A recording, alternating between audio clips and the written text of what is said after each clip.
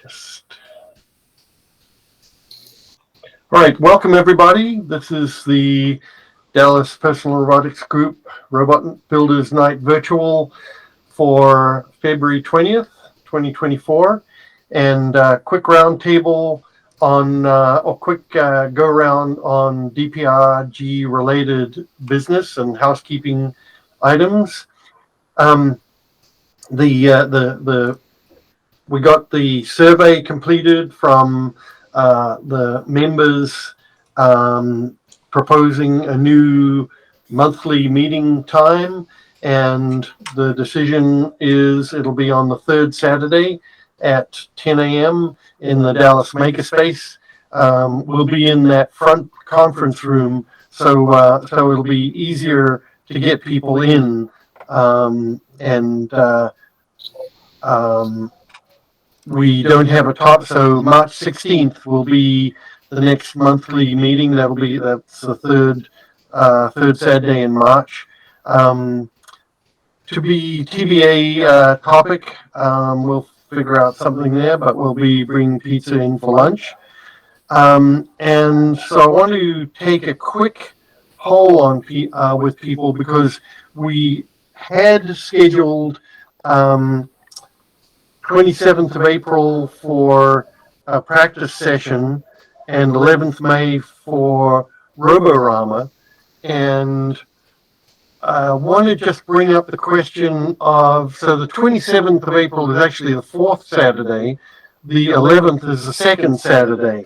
And we chose the 11th because our standard meeting day was the second Saturday. But I think we should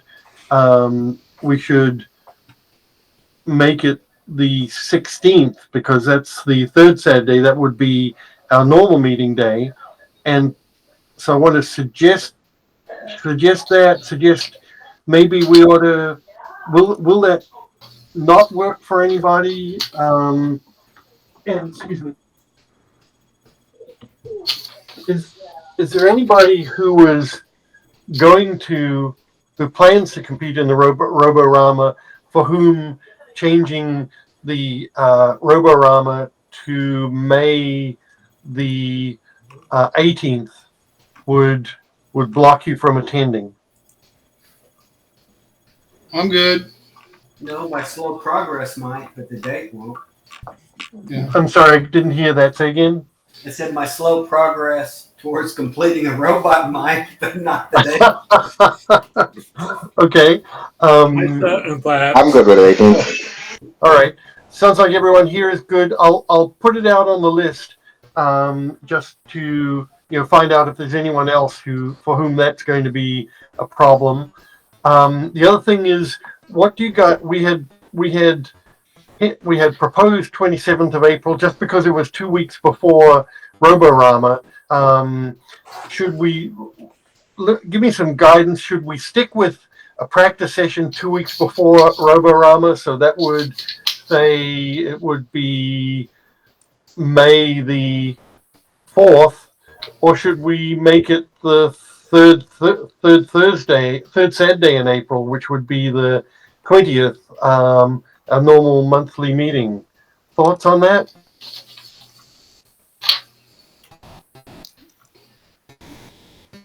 I would tend to think they're just the nature of the thing, but yeah. Because unfortunately, the last moment is how it will tend to go, but I think that if you get too far ahead, I have no problem breaking out the arenas on the April monthly meeting, but practice session that far in advance people are usually struggling to get going. So okay. I would say, have the practice session the second week, and and if anybody wants to show off at the monthly meeting, hey, we got an arena for them to do it, and that way we don't have to, at the monthly meeting, we don't have to do like all the elaborate tape layout that we do for some of those contests. We can just simply say, okay, here's the starting line and here's the finish line. Go to it, So type things. So Doug, are you suggesting on the 20th we have like an optional show it if you want, but we still have a practice session 2 weeks before the actual Roborama? Is that what you're suggesting? Yeah, I think that's what I'm suggesting. Yes. I'm saying on the I would bring up though is I don't know when Mother's Day is offhand. I'm thinking that might be a conflict. And then the other thing would be is in my case I might or might not be able to show up that day. Okay, regard to the set weekend. So Doug, if you can show up, hey, good. Mother's Day is on the 12th. Okay. So that doesn't hurt anything because we're going to be we'd be on the 18th and the 4th.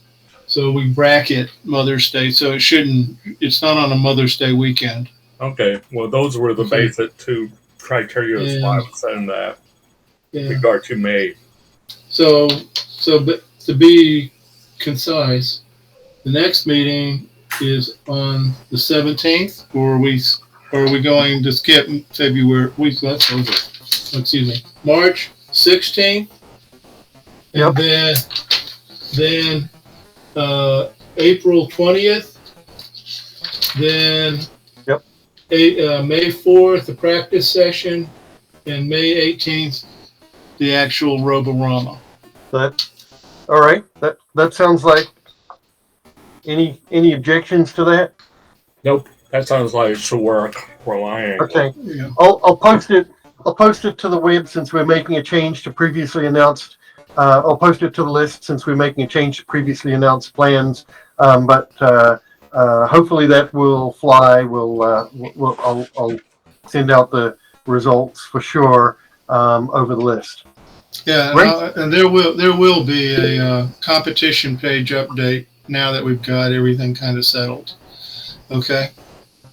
So those are the contests, Paul? Yep. 16th of May is the contest, and then we said, what was it, the 4th? Was it? To be the 18th, Paul. The 18th will be that next Saturday. Yeah, that's right. 18th of May, and then the 4th. Thank you. 4th of May.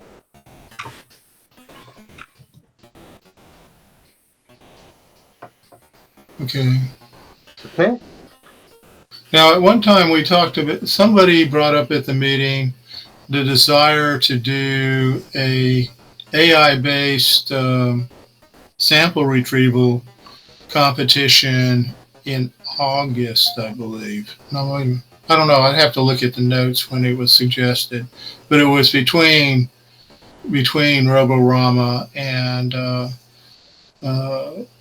Robo Columbus. Does anybody recall? I brought that up, Doug. Yeah.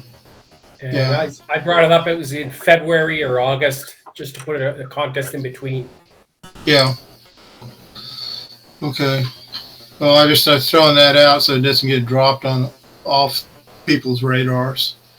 You know, I think we ought to have, if we do it in August or early August, say, we need to have a cutoff day where if we have to have at least one competitor. Okay. So, oh God, it's hard when your mind goes. Let's see, August.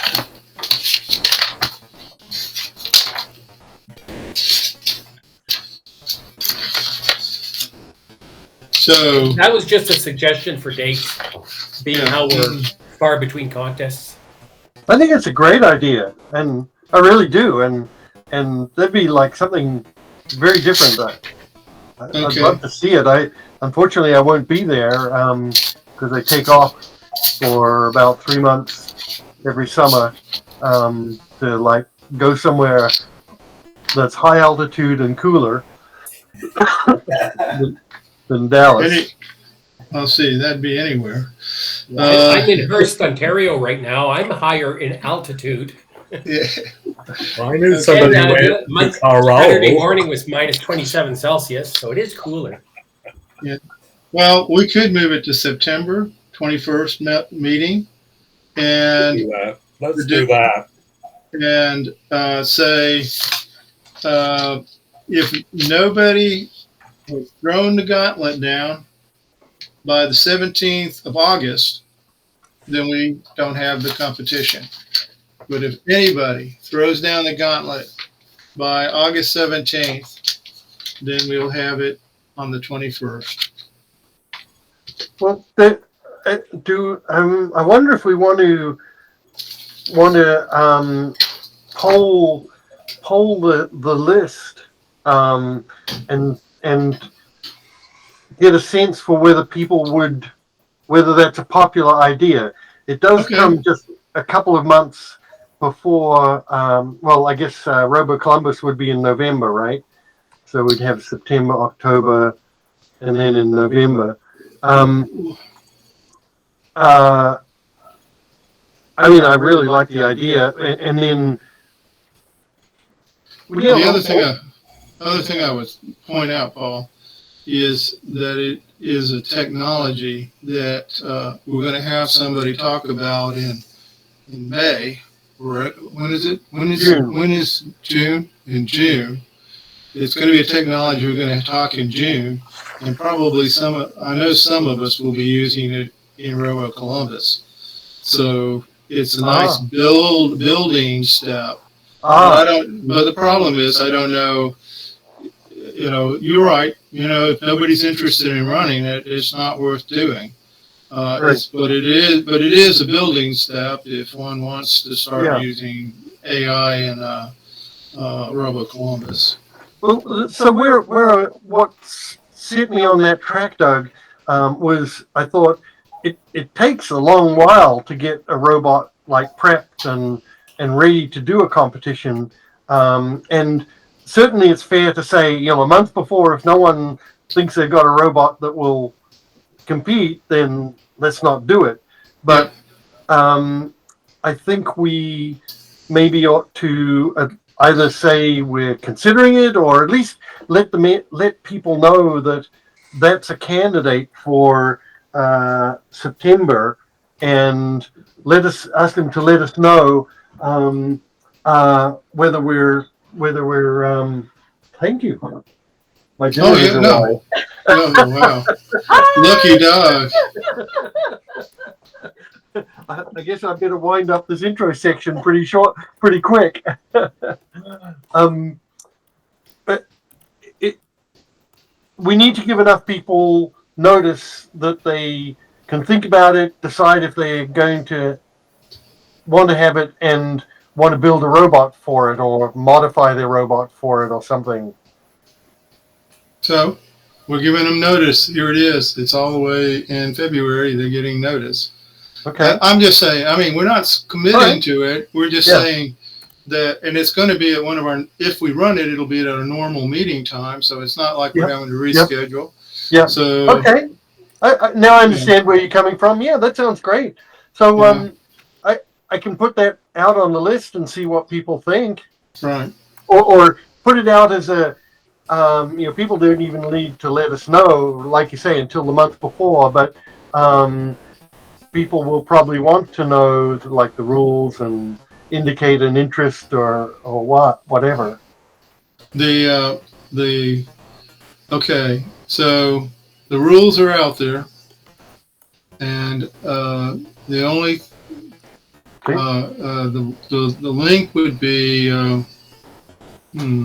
dprg.org/competition rules. I'll look at it. Post it. Yeah. Okay. Okay. Great. That'd be interesting. So let's see, other news. I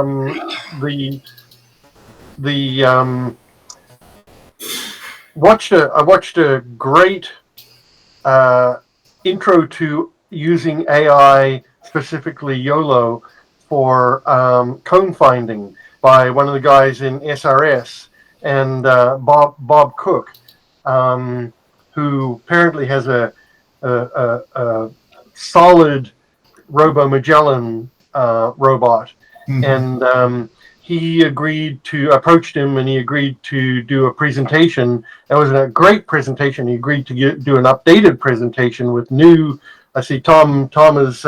I guess you know him or have seen his Prizzos or something.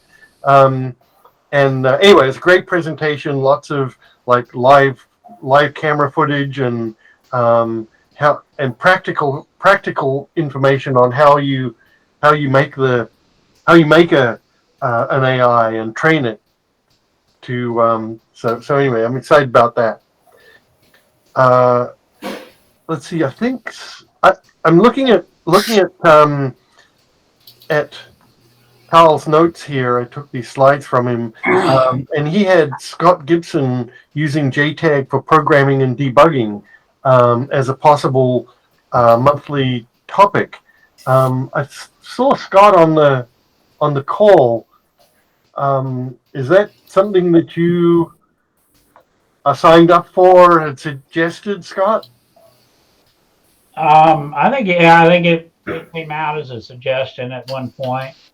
Yeah, I mean, I'm not unopposed to it if there's interest in it. So it directly addressed Pat's question. Let me take a poll of the attendees here, and what do you guys think? I mean, I'd be for it. I think. Wait a minute. Hold on. I was You're asking about- distracted. What are we voting on again? would we like Scott to present Oh, on yes. using JTAG for programming and debugging? Sounds Brad- good. Brad's a yes. Tom's a yes. Ted. Yeah, the idea I think was because I use Visual Studios and create a wrapper as a plugin that I use, and it's very effective even for embedded programming, and you can basically use the same IDE for whatever part you want. So I mean it's very reasonably priced. I mean, you can plug it into Visual Studio code or the free ones too. So that's where the idea came from. But yeah, I'd be willing to give a presentation if there looks like there's enough interest there. Yeah, I'm thinking. So thank you, Scott. What kind of time frame would work for you? You had to ask that, didn't you? You can think about it if you want. I'm just looking for a topic to plug into the March, but that's kind of coming up soon. Maybe too soon for you. Yeah, let's target April. April should be good. Okay. Thank you. Let's call that April's talk. Yeah, he can help live debug some of the robots we bring at that meeting, right? Sure. Okay. Cool. Is that going to be a live presentation at the Makerspace? Is that the expectation? Yes. Yeah. Okay. Is that okay? Yeah, that'd be fine. Excellent. Thank you. Let's see what else. Updates. I think we're closing in on the final session of what I think will be the final session of the ROS 2 workshop. So that's been, I think, going pretty well. We've got everybody running everybody running ROS 2 in a Docker container on an RPi. So, but I think that's all the wrap up. Does anyone else have anything they want to bring up as far as DPRG housekeeping or news before we go to roundtable or before we go to the queue? Hey, Paul, I just want to thank you for this workshop. I think it is going very well, and I know you've put in a lot of effort and probably dealt with some frustration on on the learning side of us. But I want to thank you publicly for all the work you've done. I know more about Docker. I know more about ROS 2 and how they. I don't think I would have been able to do it without your help. Thank you, Brandon. Appreciate it. You're welcome. Second that. That was a very informative workshop. The hands-on has really been helpful. So I really appreciate that. Yes. Thank you. And I would agree. I have learned an enormous amount and have also learned how much more I have yet to learn. Yeah. Right. Yeah, I've learned an immense amount about what not to do in Docker. You can go a long way down this rabbit hole. Well, thank you, gentlemen. Okay, well, that being the case, let's move on to the queue with Chris. All right, so last week, Pat was sort of banging his head against the wall, right? He was trying to troubleshoot some code that just kind of should have worked but didn't, right? And we somehow, the question was posed, or maybe even I posted, hey, why don't you just set yourself up for single-step debugging, right? Pat, you said you were using Visual Studio Code and Platform IO, right? Yes. With the Arduino R4 Minima, which Yes. allegedly, has a JTAG or SWD interface. So I think what I'm trying to do, and this kind of overlaps a little bit with one of the Saturday topics. So this is kind of relatively short and ad hoc, and that's not going to be as comprehensive as what Scott's going to do, and it might be have some different angles on it also. But I'm just trying to really answer Pat's question, which I guess is, hey, should I spend some money, on some widget maybe that I don't have yet, so I can have a little bit better debugging setup, right? So that's, in my mind, the question I'm trying to answer. So let me show a few things. Now, actually, before I share, so now I'm gonna just do this in the context of, I guess this is a black pill, except it's green, and it's an STM32. So I have this, damn thing is out of focus. I have the usual, this is like a $10 external, JTAG dongle, which you said you had, right? But we'll talk about ST-Link V2 or whatever. Yeah, well, we'll have to talk about what you would need for your specific board, because it's not an STM32. Now, let me ask you this before I sort of just show a few things. In any context, not this board, but other boards, have you done sort of debugging? Is that something you used to have done before? I've, in the old days, like college days, 6502, single stepping through programs, stuff like that. But nothing. Okay, but not recently. You haven't done it age. Recently. Yeah. Okay, you haven't done it recently. Okay.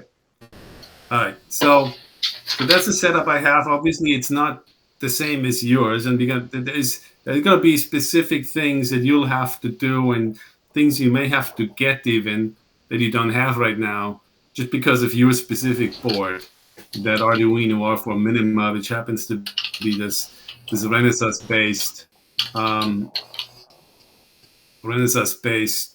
board. Let me just share my screen here and then switch over. So you saw my setup. It's an external JTAG thing, and I have a board, and let me just get out of here. So I have a simple, very simple, very simple Platform IO project here, using the Arduino framework right behind the scenes, so the usual Arduino APIs. And okay, for some reason something's not working right, so I want to debug it. So a couple prerequisites, right, that you have to sort of understand, and you need to sort of make sure you have in place for this to sort of go, more smoothly. One is,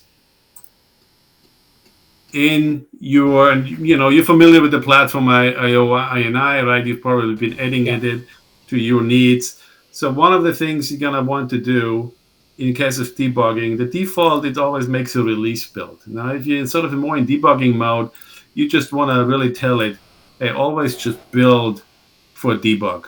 Otherwise, the moment you start debugging, it's going to decide, oh, wait a minute, I need to rebuild it in debug mode. Oh, now I need to rebuild it for release. Right? So you just want to force it to only and always do debug builds. It just saves a lot of time. The other thing to watch out for, I guess, again, what's happening is, right, Platform IO kind of deliberately hides a lot of things that go on behind the scenes and what flags it's feeding into the compiler. Now, with this, in theory, it should turn all optimizations, but I just like to double down and tell it again explicitly, hey, -0.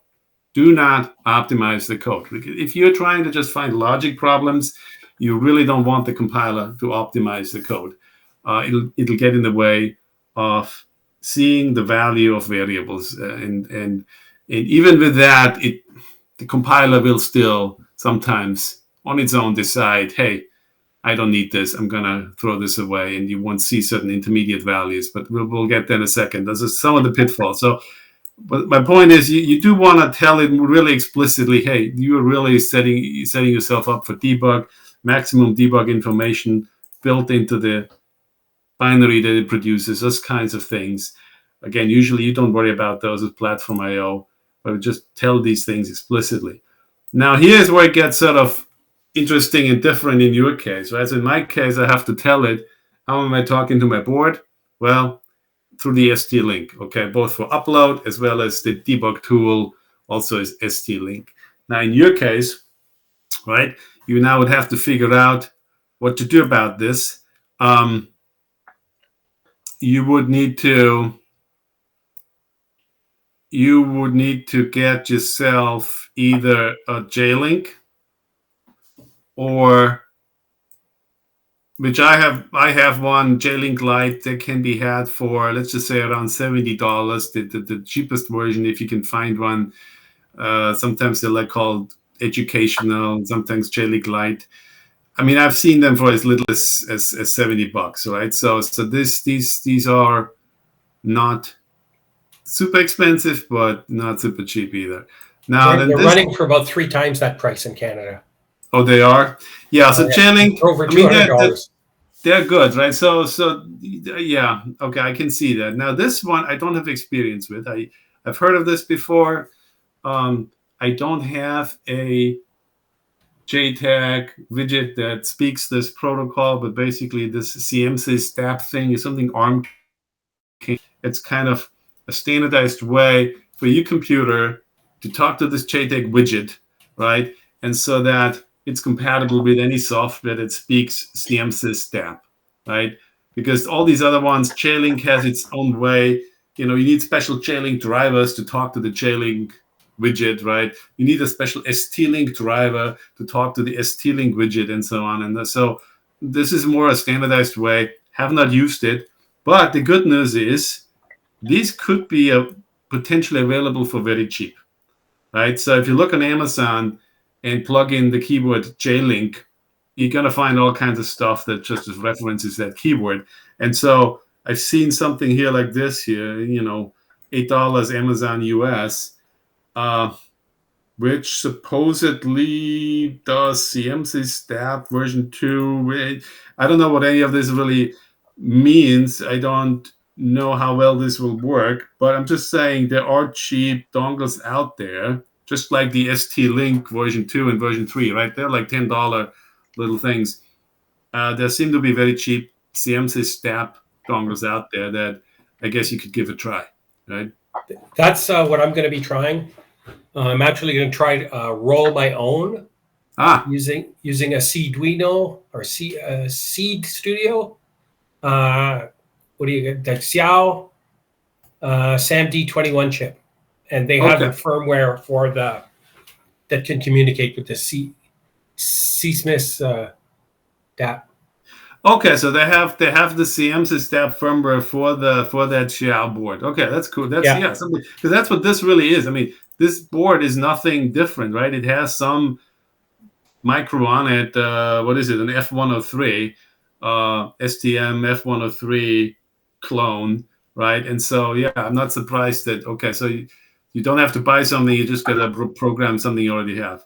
Now, they've got a UF2 program already for it, already compiled. Just drop it in.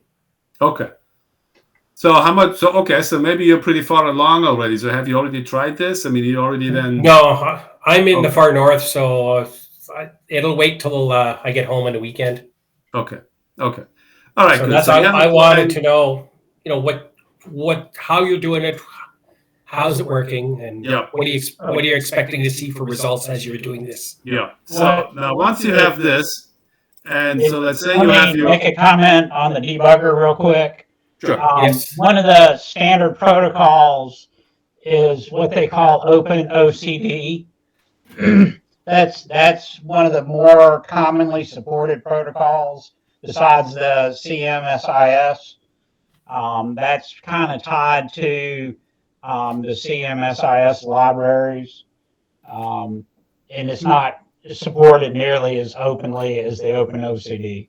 So that's just something to look at. And in my presentation and with the Visual GDB, which is a similar plugin to Platform IO, that's one of the more supported protocols for JTAGs. Yeah. No, thank you. Because OpenOCD is actually one of those things that gets into the picture here, depending on what dongle you're using. So in my case, as you'll see once I fire this up, behind the scenes, what's actually happening, OpenOCD is the one talking to the ST-Link and is kind of a middleman there. So you're absolutely right. OpenOCD is used a lot. I don't know, Pat, exactly what you would have to put here in those two lines for upload protocol and debug tool. You'll have to check the documentation here for Platform IO. Again, if this widget you're building is CMSys step, then I guess something like that it'll say here CMSys step, I suspect, right? You'll have to find out exactly what you need to put here for debug tool. Yeah. Right?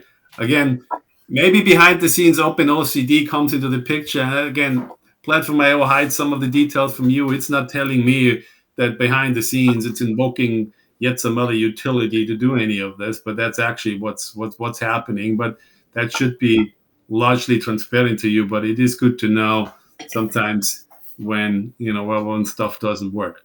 So hopefully you get the right string figured out that to put here, and when you do that, what you want to do then is on the left side here in Platform IO on the run and debug,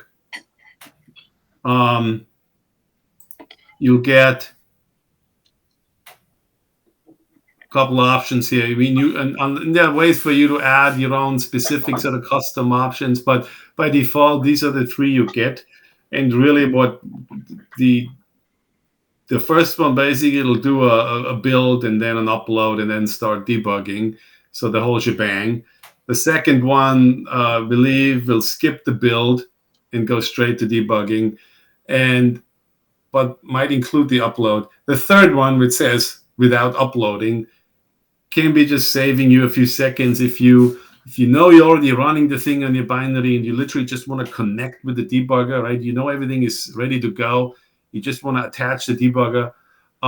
You can use that option, and it won't try to build, it won't try to download, and so on, and erase your flash and go through the whole procedure.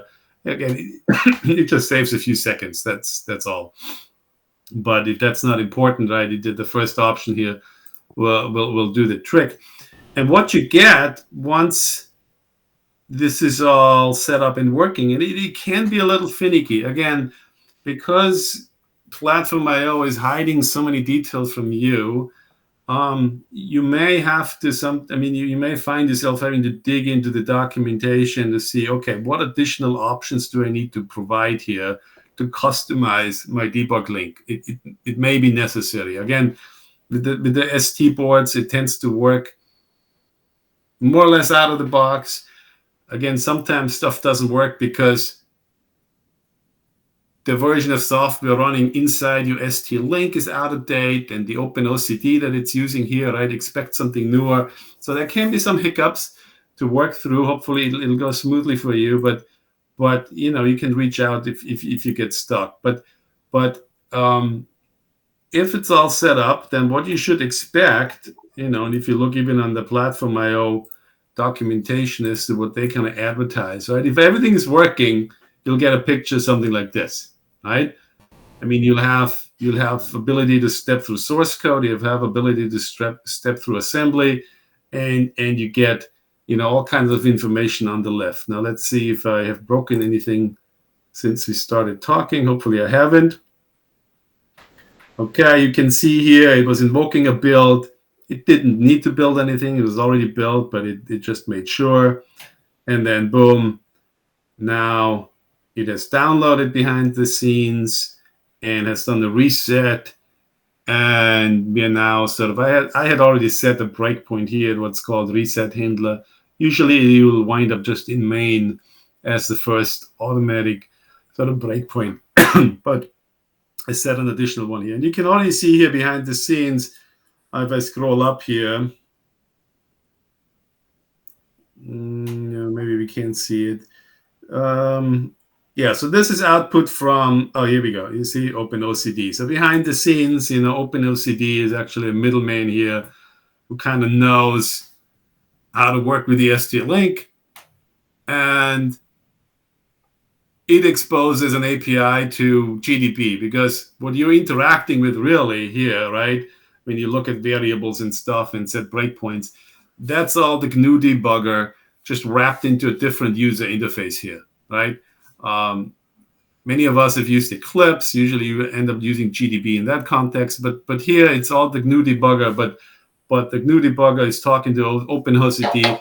OpenOCD is talking to your ST-Link. ST-Link is talking to the hardware. I'm just pointing that out because there's a couple steps in this chain, a couple links in this chain. So a few things can go wrong, right? So the setup, it can take a little bit of hand-holding to get your setup working.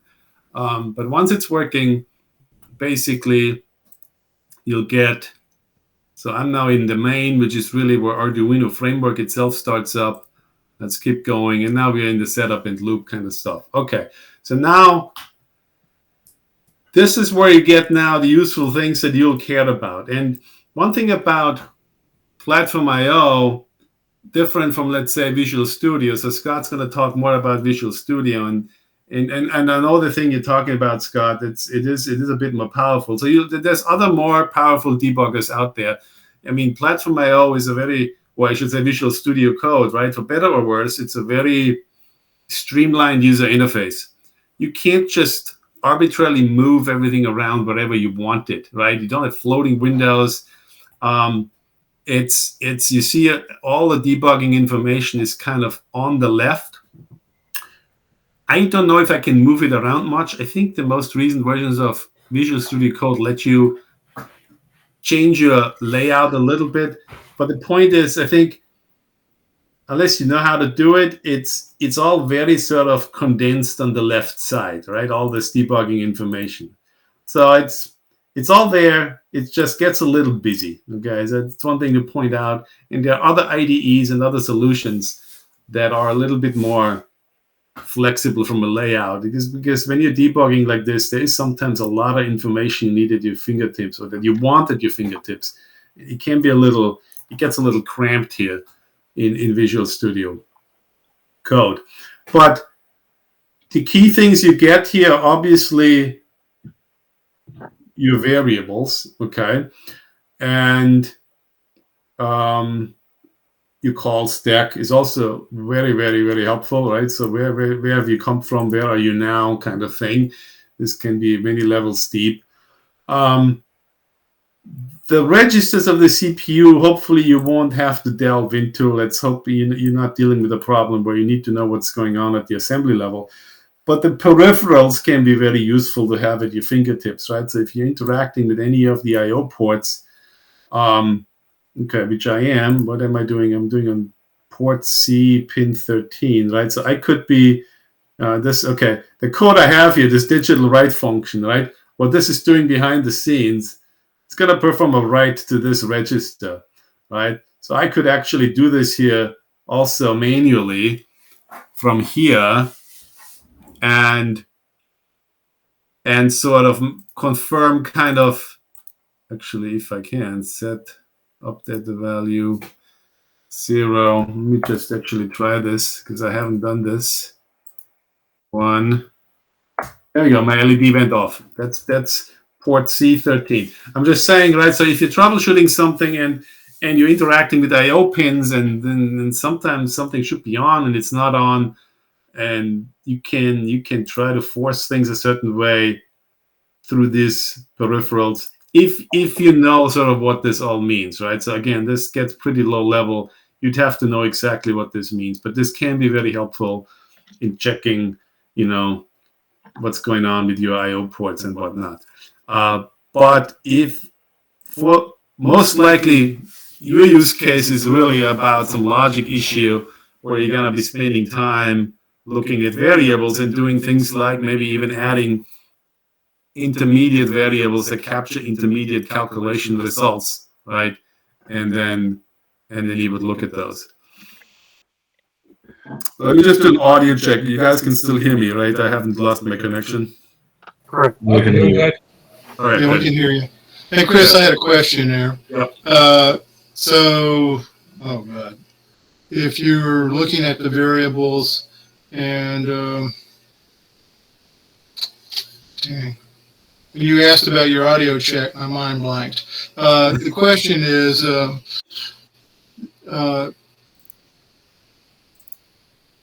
I'll think about it. I'm sorry. While you think so, you might wonder, why did I make this volatile?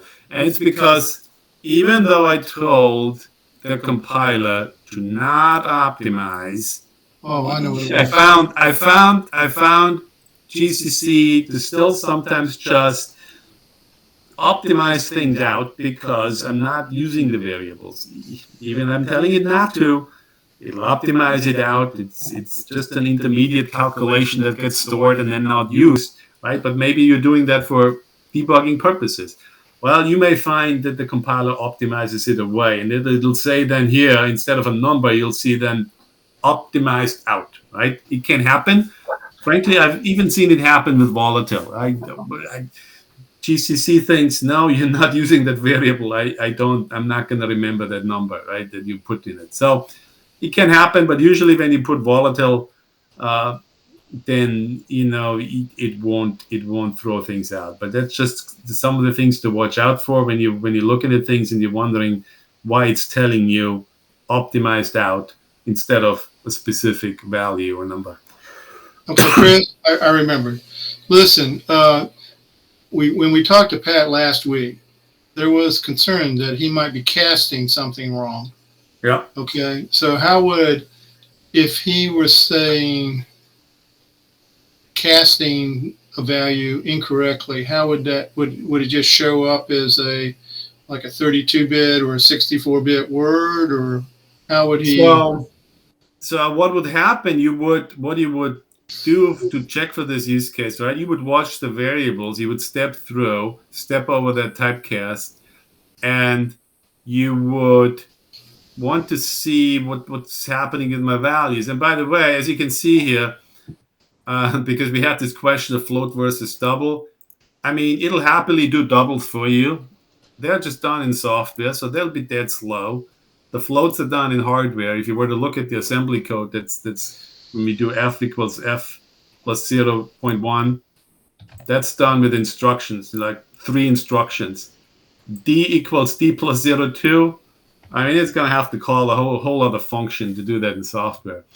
So, but if you're doing something with typecasts, right, and if you're watching the values of the variables, hopefully you would then realize, wait a minute, I expected this now to carry over, right? If I do something here like, let's do that, f equals d. Let's do it actually the bad way. I'm letting the compiler do this typecast. right? I'm not even doing it explicitly. You know what I mean? I'm not doing this, which is what you're supposed to do, to tell the compiler that you're explicitly doing it. I'm just going to let the compiler decide for me what to do. So now let's restart this. And we will find that it does this typecast correctly, I have no doubt. But my point is, by having access to a single step and by having access to the variables, right, you can step over this kind of suspicious code or things that you're not sure about and then see what happens. All right, so let's just step over here. And now my LED is off and back on. All right, f equals f plus 0.1. Yeah, so now we're at 0.2. And now d will be 0.4. And now f should be also 0.4. Boom. Yes, it is. Right? It's not exactly the same number because, well, the float has less precision. So, you know, you get some trailing bits here that are different, but that's how floats and doubles work. So now if you did something more convoluted here, convoluted long one-liner statement where you're not really sure what's going on, right? You would then hopefully spot that some variable got written a value that you didn't expect to see there right now. Okay, that's where the value is. You can just, yeah, the single stepping in the variable watching is really sort of 90% of the value when you're troubleshooting what usually are logic errors. Hey, Chris, this is great, and just so I understand what's going on here, that you're using a hardware like attachment that stops the processor at a particular point. Is that correct? Yeah, I mean, to be clear though, I'm just going to minimize this to see my own camera here. Hang on. Where is the window? All right.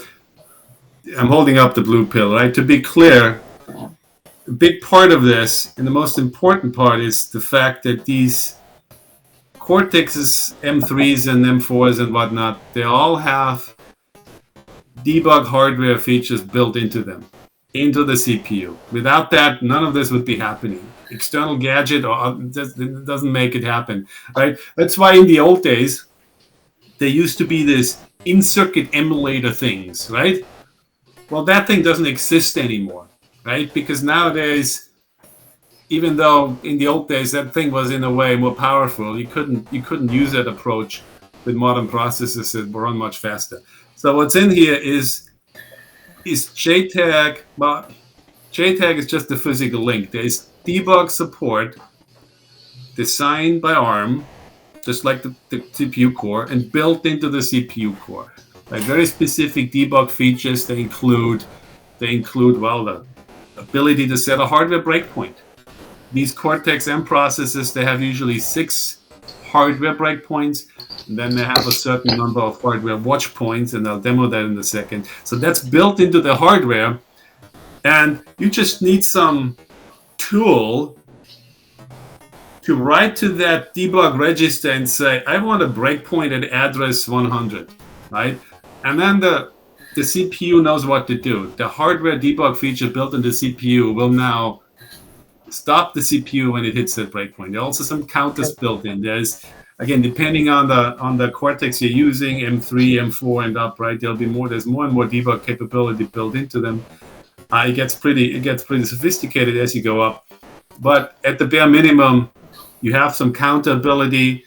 Sometimes it tells you from one time to the next, you stop how many instructions have been executed, right? That can be pretty useful when you're timing something, benchmarking something. I have a specific question following on from that. What happens? How does it handle things like, for example, the ESP32 is dual core and runs RTOS. It runs multiple tasks, and you can actually access the RTOS and run your own multiple tasks. How do these this style of debuggers handle that, or do they? So the short answer is I haven't done it on an ESP32 or low-end dual core. I've done it on a higher-end dual core. Actually, I have the debugger for ESP32. I bought that a while ago. I've never used it. Haven't used my ESP32. But for the other part of the answer is, apart from I'm not sure, is what I do know is, because at work I've used different tools over the years, and yeah, when it gets to those kind of more sophisticated use cases, the simple and free tools may not cut it anymore. Okay, it's once you get into multiple cores and that sort of thing, the reality is, and I was going to show one other GUI real quick apart from this. The reality is, again, something like Visual Studio Code. It's meant to be simple and streamlined. It gives you the basic debugging features. It doesn't even give you access necessarily to all the debug capabilities that the ST-Link and the micro itself have. It just gives you the basics, what you need for day-to-day debugging. Okay, so dual core, with a professional tool. I haven't tried it in Visual Studio Code. I don't think it'll be really aware of multiple cores, but the professional tools that you have to pay for big bucks, like ARM Development Studio, for example, or those kinds of tools, they are designed to handle those kinds of things. Okay, thank you. Yep. Chris, on the variables that you had there, is there a way to get the address of the variable? So let's see. Again, in other IDEs, I would know right away. In Visual Studio Code, it's a bit more buried. Let's see. Platform IO debug, view memory.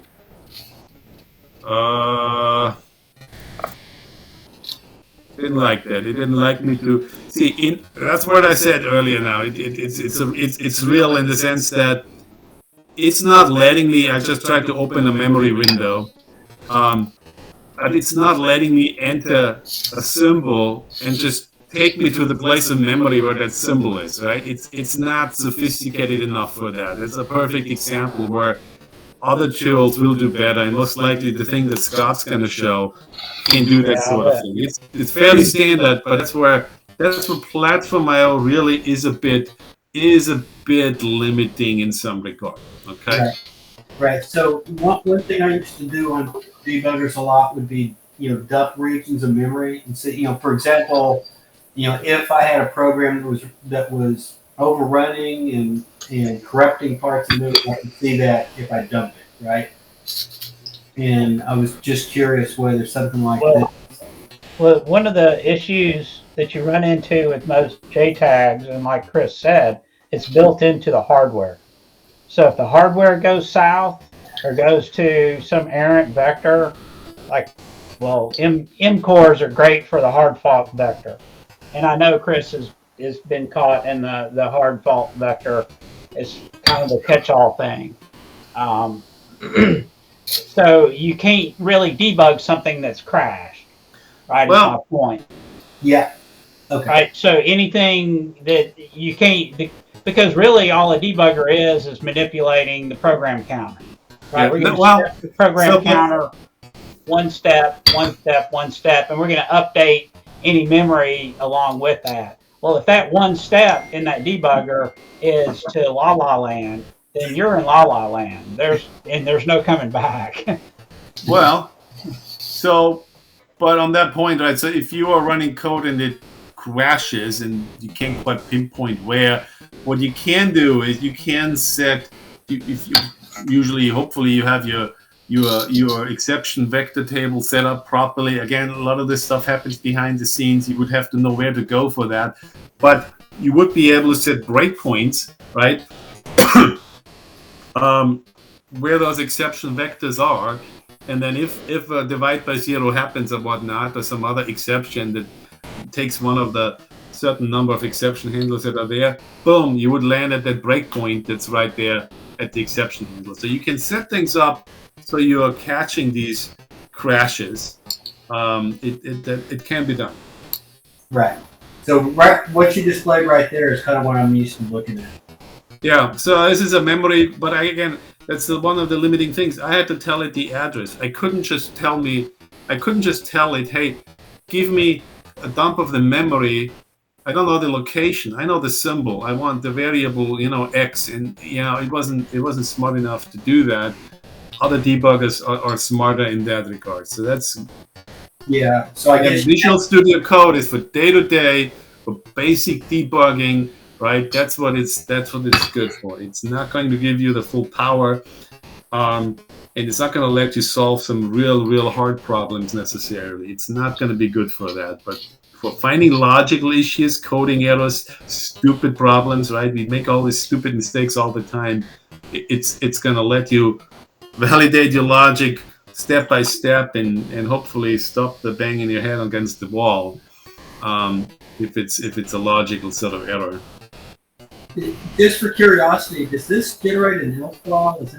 Is that what it's using? An ELF file, .elf? Is that what it's using to generate the assembly? Say that one more time. I didn't hear that properly. Is this environment generating a .elf, an ELF file? Is that yes? Okay. So yes, and I'll show you a neat trick about that in a second. One more thing in here in Visual Studio Code, right? So let me actually see what different views I can open, right? So I can open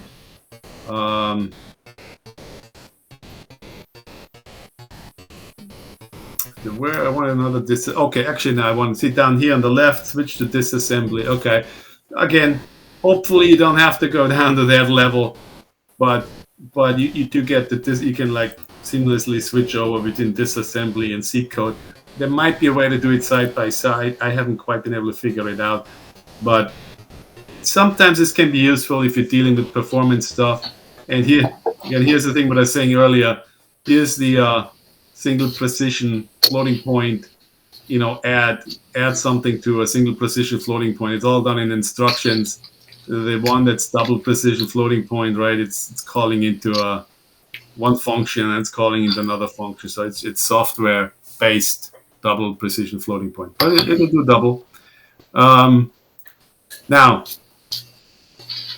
one more thing I wanted to show here, but jumping into a different view, and kind of showing more of a contrast between this and what kind of the next level up would be.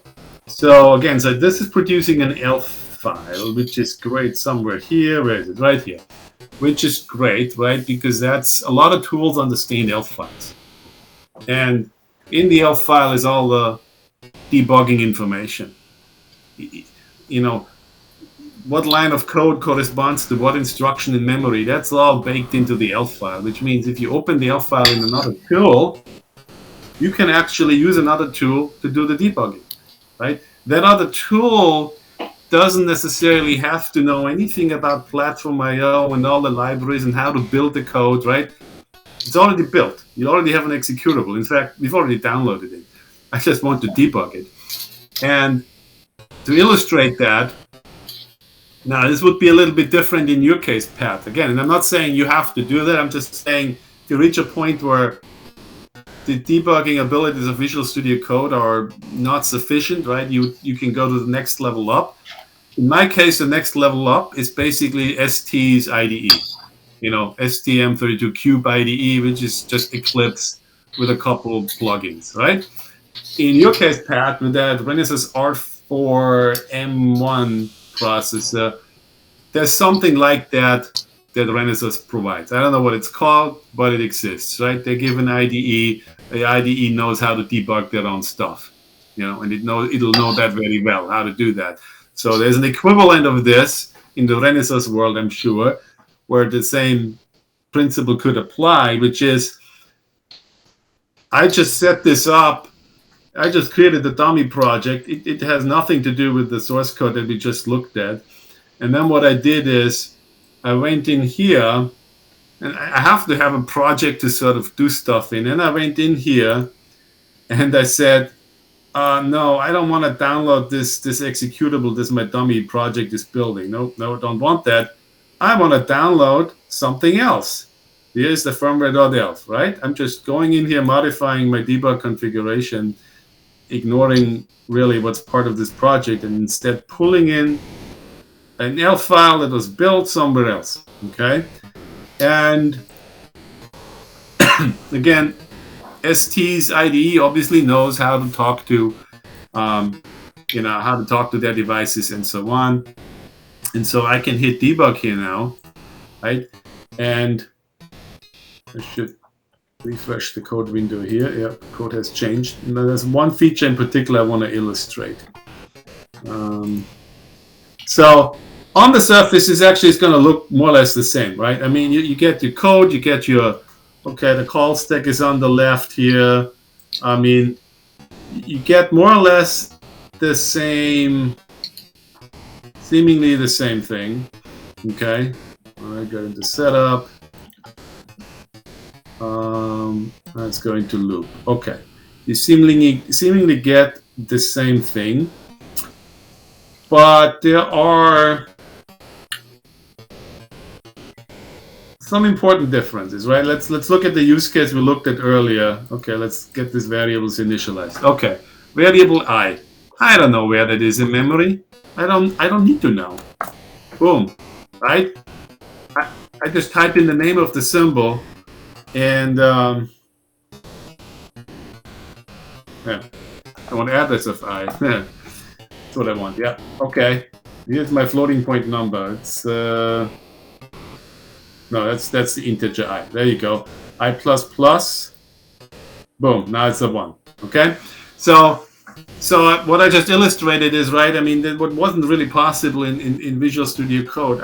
I want to look at memory of something. If I want to see the memory where a function loop is located, well, it's not doing it exactly the way I thought. Address of loop. Okay, need to give it address of loop. There you go. So I can look at the memory of any symbol. I don't need to know exactly. Need to somehow reverse engineer where that's at. So those are the kind of things that you get with another more powerful IDE, more powerful ways of looking at memory. You'll get probably slightly more sophisticated ways, and usually you do like more sophisticated ways of looking at the registers, right? It's similar, but so you get more sophisticated ways of interacting with the hardware here. Slightly better representation of the registers built into the processor, and in this case it's Eclipse based, right? So if you're used to Eclipse, you can reconfigure the user experience any way it works for you, and moving these windows around and whatnot. But the one feature that, for example, where it gets into the more advanced debug features that the hardware is capable of, but Visual Studio is not even exposing, it comes to even things like breakpoints. The hardware has this thing called watch points, which can be a very powerful feature. So the use case would be, hey, someone is writing to that variable when they shouldn't be. And I don't know who is writing to that location in memory. Nobody should be writing to it. Right? But someone is anyway. Maybe a Stack Overflow, who knows, right? Overriding the bounds of some array. So what you can do with hardware watch point, again, this is built into the Cortex M3 and M4 and so on, CPU itself. The watch point is like a breakpoint, but it's basically monitoring a location in memory, and it's happening in hardware, so it doesn't slow you down at all. And if someone accesses that memory location, boom, the processor will stop. Okay? So it can be a very powerful feature and a necessary feature for some use cases. So I set the hardware watch point, and I had to do it kind of the hardware on the command line here. Even this more sophisticated tool, a slightly more sophisticated tool, doesn't give me the ability to set these watch points here through the user interface. Again, there's many levels up from here where you get more and more sophisticated tools. There might still be Eclipse-based. Like I've used a tool from ARM itself. They have an Eclipse-based tool called ARM Developer Studio. It looks similar because it's Eclipse-based, but now those very hardware-based debug features are much better exposed in the graphical way. Here I had to go into the GDB command line, set a watch point. It shows up here on the top right, so it knows that I created a watch point for expression J. It just didn't let me create it, through a right click here. But what will happen here? So I'm going to let this loop run, and I deliberately did this as a single line, right? So I can't set a breakpoint here. It'll break me every time I'm at this line. But because I set a watch point for variable J, it's only going to stop when somebody writes to J. Okay, so let's hit the run button, right? It's blinking the LED at like 5 hertz right now. And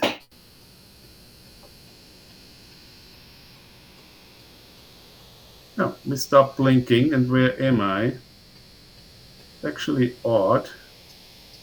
Okay, so because it stopped here, but then it looped around. Okay, I didn't try this before I demoed this, but that's what happened. So just a moment ago, basically, we've written, because I is now 11, right? What's I? Where's my value of I? Variables I. Come on, where are you? I is 11, right? So I was greater than 10, which means we've incremented J, right? Which means we've written to J, and then immediately stopped, but we kind of looped around at the same time. So it may not, I'm not sure if this is coming through properly, but this is just an example of a hardware-based debug feature that can help to solve real tough problems, because you can set this with the right tool, and this is not even necessarily the best one here. Right? With the right tool, you can say things like, look, the moment someone's reading from this memory location, I want a breakpoint. The moment someone is writing to that piece of memory, I want to stop the CPU. Right? None of those things you can even do properly in Visual Studio Code. You can do some of it a little better in something like the Eclipse-based IDE. Hopefully you don't, Pat, for you in particular, hopefully you don't need any of this kind of sophisticated use case. And now we're stopping every time through the loop, right? Because now every time we hit this line, J gets incremented, which means we hit our watch point. I'll have to delete my watch point here. And yeah, now it'll just happily go through. So this is hopefully more advanced than what you need, these kind of watch points. But I just wanted to illustrate more sort of the different tiers of debuggers. Visual Studio Code, day-to-day, next level up, something more Eclipse-based, coming, let's say, from the vendor who makes a microcontroller. They give you usually decent features for free. Next level up from that, well, something you pay for. Scott's going to demo Visual. Was it Visual Micro or Visual GDB that you're going to demo, Scott? Visual GDB. Visual GDB, okay. So he's going to show something that might even be more powerful. So let me pause here for questions. Cool. Chris, on the Platform IO, was there not a watch window at one point you had up? So, okay, it was. What that watch window, though, is, it's basically where you can add, and you'll find this in all the tools. It didn't let me, did I? Oh, I haven't stopped here, so I still had the debugger open here. Obviously, that's not going to work. Let's try again. The watch window here, as we'll see, it allows you to enter, let's say, an arbitrary expression, and then it'll evaluate that expression. This is not for what I call the hardware watch point. So you see on top in variables, it's basically trying to be smart here in variables. And show you sort of local and global variables. Right? And global, there are usually many, so this isn't particularly useful, for example. So, which if there's a particular global variable I wanted, which is buried somewhere in here, system core clock. So if I go here, there you go. So here you can basically have any global variable or a variable that's defined in some other file, and you can have it displayed here. Versus in variables up here, this is more focused on what are the variables currently in view, which mainly your local variables. Well, I think this is it's a very invaluable lesson here. Thank you very much for demonstrating this, showing us this. I think that just platform IO and being able to single step through and find out what's happening in certain function calls, what my values are just before I call them. Yeah, exactly. It's probably for a lot of times, you know what, that's enough to sort of really stop the head scratching, right? Obviously what you may end up finding yourself doing to make better use of it and to take advantage of things like breakpoints, right? You may find yourself writing code where it's like, well, if some number is greater than 10, right? Well, we do something like this. Actually, we don't need this watch point here for this use case, right? Well, let me set a breakpoint here, right? So you may find yourself writing code a little differently or additional code. So you have a place to set a breakpoint in, right? You don't expect to ever be here, but if we ever get there, let me set a breakpoint anyway, right? And this won't slow anything down unless this condition is ever true, right? So those sort of things, or you may find yourself doing calculations, but so you can see intermediate values, right? If the numbers don't make any sense, but if it's a multi-step, a big expression, you're adding, you're multiplying in one giant expression, well, maybe you're going to break it up into multiple steps, save some of the intermediate results to variables, right? And then look at those and see where something went wrong. Did you have some overflow, right? Was there some integer overflow that kind of caused the problem, right? So you may still have to do some of that, tweak your code to get to the information you're looking for. But yeah, the single stepping is definitely going to be the biggest thing for you. Yeah, but I could also clean up the code by removing a whole pile of print statements and other stuff. Yeah, I mean, for sure, that's the other thing. You can remove those, which slow you down, which can even alter your whole dynamics, right? I mean, it's throwing in a lot of print statements. It changes the dynamics of everything. I mean, hopefully it doesn't change the calculations. And I know you're dealing with some PID calculations that are not working right. But yeah, print statements, it just really gets in the way. And if you get stuck, once you have your debug adapter, and set up, we can see if you get stuck, maybe we can try to help you. But hopefully it works, with the right config options in here. But like I said, if it doesn't work right away, I wouldn't be terribly surprised. But we can probably make it work with some Googling. Well, one of the things that it opens up, one of the problems it creates is it doesn't, just because you hit a breakpoint, it's like, for instance, if you have an IMU that's just spitting out data, or whatever device, a camera that's just puking up data constantly, and you hit a breakpoint, you've stopped the processor, but you haven't stopped those peripherals. Excellent point, yes. When you go back to restart, buffers may overflow, things may get out of step. So it's just something you have to kind of be aware of and understand, that not everything's stopping, right? You still have a live system that other components are still running. Yes. Like in my case, I'm going to be, running a robot, running the wheels. I'm trying to see what's going on with a PID. Well, you hit a breakpoint. Typically your PWM is going to turn on or off, right? Your PWM is going to stop. So if your PWM was high in a drive mode to turn on your H bridge, it's just going to run like hell while you're at the breakpoint, right? Because now you're not regulating it. Now that depends on the micro. Right. Well, now ST has a very nice feature where you can go in and you can flip some bits, and it will actually turn off the timers, and it'll also clear the your PWM pins. I'm much more familiar with the NXP line, the LPC series, and they don't do that. They don't have that feature. So Chris is right. It's very much dependent on the hardware that you're working with. But it's just another facet of, once you start getting into some of the more sophisticated tools, like Chris is saying, you deal with more sophisticated problems. It's really what it boils down to. Yeah, my bad. I really appreciate this. It gives me a good idea on how to start with it, and take a look and see what I can do. I know that Platform.io does have some helpful pages for the Renaissance R4M1. Yep. So they do have a section on debugging for that. So I'll be going through that and see what I can do. Yeah.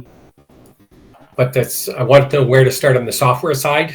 They're not too clear about it. They're good in the details of how to get it to work.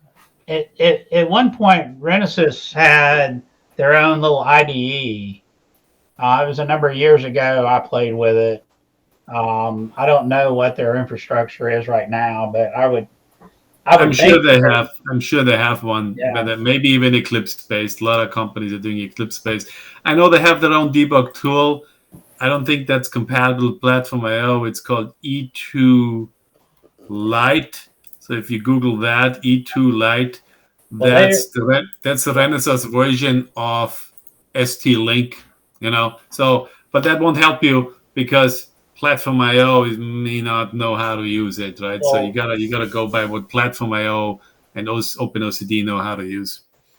Well, Renesas was kind of in bed with Code Red for a while, and Code Red made some software tools, and they had some peripheral drivers that they published.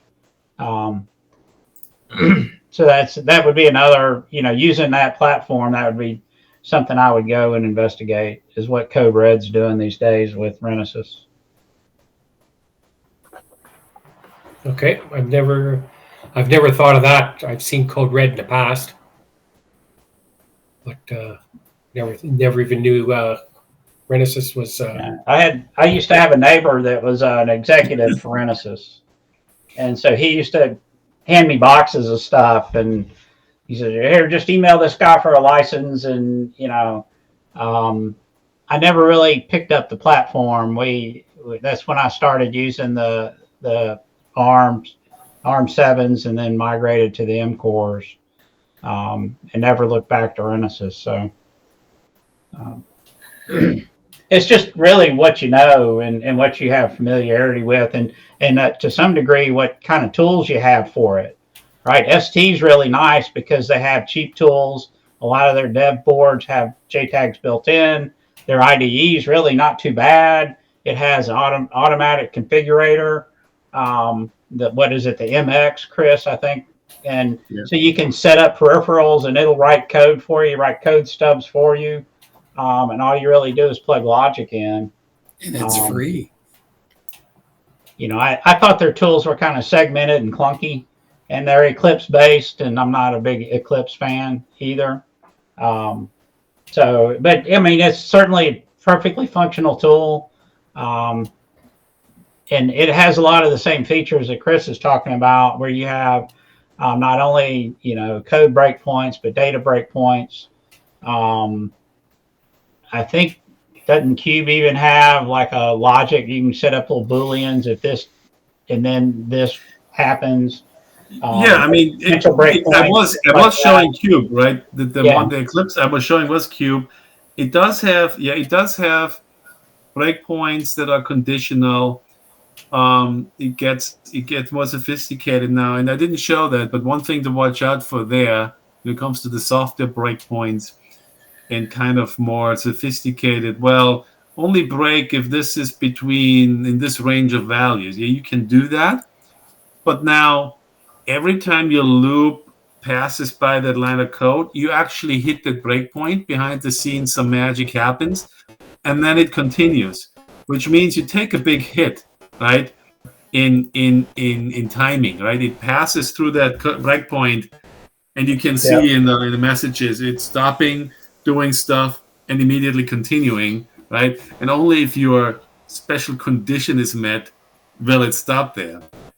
So if you have something that is only occasionally visited, some line of code that occasionally gets visited, and you only want to stop if some very esoteric condition is true, well, it'll work fine. But if you have a loop that needs to run fast, you can't use software watch points. It's like doing a printf. Yeah.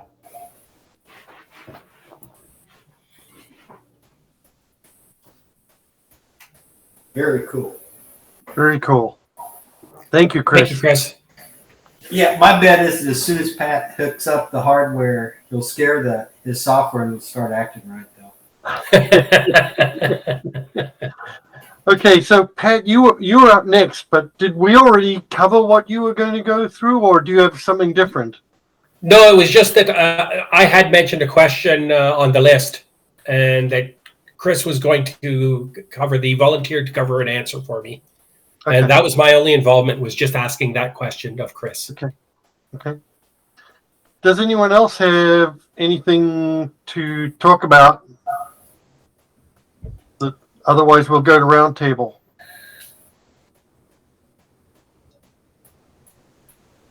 Seeing nothing, let's go to roundtable. Who's got something that they'd like to bring up? Tom. Yeah, just several items as I continue to build my 6-scan robot. First of all, if Doug is still here, Doug, thank you very much for your advice, your suggestion on adding a capacitor to the optical encoder sensors on my little TT motor encoders. I put the output of the LM393s on my scope, which showed perfectly clean signals. And I started to do some analysis of what my interrupt response logic was catching, which indicated some really high frequency stuff, even though the scope didn't show it. So in desperation, I got out my analog, my capacitor substitution box, and I added some capacitance, and my God, all the problems went away. In fact, all it needed was 100 picofarads. So clearly there was some extremely high frequency oscillation happening on the output of those 393s. But it's all fixed now. I'm quite happy. I'm getting really good speed and position indicators, subject to the limitations of those little sensors. And I have one speed regulator tuned, and I'll work on the other one later this week. They're looking pretty good. I had a couple of other questions or comments I wanted to make. I've begun to unit test some of the other stuff that I'm adding to this robot. I have some servos I'm adding, and I have several sensors. So I want to unit test those. So I'm bringing this hardware up and either finding some code or writing some code to exercise them and calibrate them.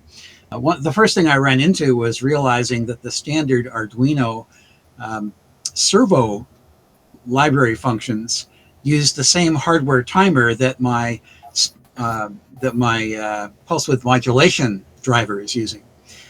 So I've taken a look at alternate servo driver library packages to drive the servos, and I'm currently doing my unit testing with one called Servo Timer 2, which uses hardware timer 2 on the Arduino as opposed to hardware timer 1. That appears to be working very, very well. I just wondered if anybody else has any experience or thoughts on this hardware timer conflict. That's what led me down the path to the Renaissance, the R4 Uno Minima board.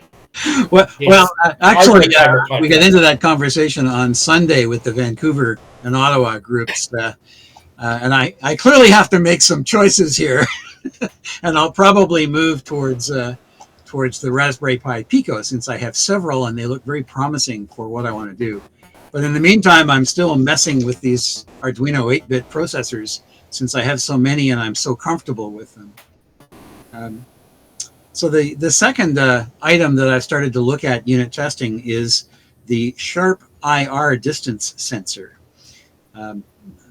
Some of you have used this before. You're pretty comfortable with it. What I would like to know is, are there any issues I should be aware of, given that the straightforward library functions I've looked at tend to block for 40 or 50 milliseconds in simple usage. Part of that is the way the hardware works, and part of it is individual function writers who have implemented some filtering because they claim that the distance measurements are actually quite noisy. Does anyone have any experience with this problem of the blocking delays, and any suggestions on how to get around it easily? Are you using the analog kind or the digital kind where you interface to a SPI? Analog. Analog. Cheap. But you still have to initialize the ping, right? You have to initialize the ping, and then you wait for the reply. No, this is IR. This is not ultrasonic, okay. right? I missed that. This is IR, not ultrasonic. Okay. Yeah, I mean, I've used older ones and more recent ones, and the only thing, one thing you need to be aware of is the data sheet will recommend a 10 microfarad capacitor as close to the terminals of the sensor itself on the power rail as possible, because it has these surges that it goes through whenever it sends out a pulse of IR. And if you skip that capacitor, you will end up with more noise, because you know, there's just it's a current surge that may not get well accommodated. And so that's number one. You want to watch out for that. I've taken the first pass at that, yes. And then apart from that, are they noisy? Yeah. I mean, I have never used them with a ton of sophisticated filtering, I have to say, right? I have done I usually do simple things with them where, again, you read it like any other analog input, which is instantaneous, right? I mean, it doesn't take long to read an analog input. Well, now that's what I wanted. Let's drill down on that, Chris. When you say it doesn't take long, the several drivers whose code I've looked at all initiate the measurement and then sit and wait for 40 milliseconds, blocking, and then read the analog input.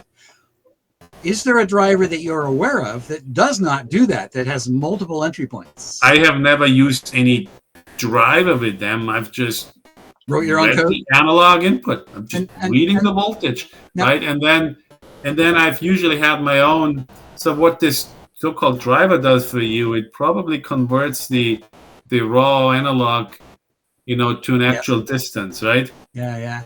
Well, so I had my own logic for that always, because it's not a straight line, right? It's got like some weird curve thing. So you have to do some math. I had my own sort of lookup table and interpolation logic that I would use to convert the A to D counts to a distance. I've written my own driver, I guess you could argue, but even that, I don't know what would be taking time, right? You do you read the analog. If you want to do filtering, okay, accumulate a couple of readings, right, over the course of your loop, whatever, right? Run this at a higher loop. You accumulate a couple of readings, you average, you do something, but it doesn't have to block. I mean, that's just silly. So these may just be limitations in whoever wrote those routines. I've been moving in that direction. I need to write my own. Which library are you using, Tom? I don't remember offhand. I've looked at 2 or 3. There are a lot of them when you start looking for Arduino library functions for sharp IRs. So I tried to browse through several, and they all did the same thing. But I'm looking at the reasoning, and I don't see any actual reason other than the filtering and the lag associated with the fact that internally the sharp IR sensor does a lot of processing internally that you have to wait for. But it seems to run continuously anyway. So, yeah, the one I'm using is the Sharp. Where did it go? Apologies. GP2YA0A21, and I'm using the Sharp IR.H or the Sharp IR library. And all I'm doing really is reading the analog pin. Printing the distances. This is basically my unit test code, and I'm just printing it through the serial port. The distances that it. Okay. So you don't see any delays in the code that you're using, eh? No, I insert a delay just so I don't, print too much. But basically, okay, all right, just reading it. Yeah. Okay. Then all right, then I'm going to write my own code because it looks simple enough. The Sharp data sheet has very little information in it, but it doesn't seem to have any surprises. Okay. It looks pretty basic to me. The only thing I do is convert it to centimeters and inches, and then wait. That's all right. Yeah. The analog pin. So. And I'll just make one more comment, because I'm also looking at the ultrasonic SR04 stuff, which I don't see any problems with. I did note, though, that the latest SR04 ultrasonic transducer modules now have I2C or serial I/O interfaces on them, even though they look identical. And I was quite intrigued when I researched that to find that the latest devices actually do. The manufacturer has changed the little dedicated microcomputer that they use to implement these things to add that additional functionality. It's quite impressive. Not a lot of people are selling it yet, but it's quite impressive. Yeah. One thing I had to be careful of with those is I have mixed in parallax ping modules and SR HC04s for the sonar. And the HC04s have both an ego and a trigger pin, whereas the ping modules have the single pin. Yeah. So, yeah, you got to be careful when you order those not to. And then there are the people who have said, if you have the 4-pin unit, here's how to turn it into a 3-pin unit. Yeah. Yes, I'm. As I say, I haven't unit tested it yet. That will be next. Well, with sonar, you got to worry about crosstalk. That's usually what the initialization pin is for. If you have multiple sonars, you need to sequence through them so they're not all sampling at the same time. Because the sonar, the sound wave gets so large. Gotcha. Sonars have a very wide field of view. Yeah. Right. The Sharp IR has a wide field of view too. I was quite surprised. Yeah, it depends on the optics. The longer range ones seem to have a smaller field than the shorter range. Sure. Yeah, the ones I've got, the data sheet says it's like a 37 degree field of view, right? Right. And so I'm struggling. I think I've got dead spots in my object detection because of that. Because I was kind of thinking it would be larger than it was when I actually started looking at the data sheets. So. Well, it will be interesting. As I say, this is my test bed for several different kinds of simple distance sensors. So I expect I'll learn a lot in the next several weeks.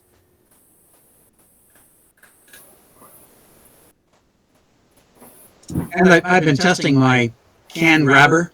I have it running now, so it's looking very promising. I had some code to write in order to do what I call soft grabbing.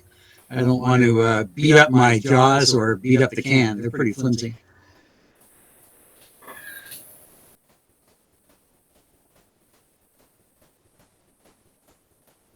That's it.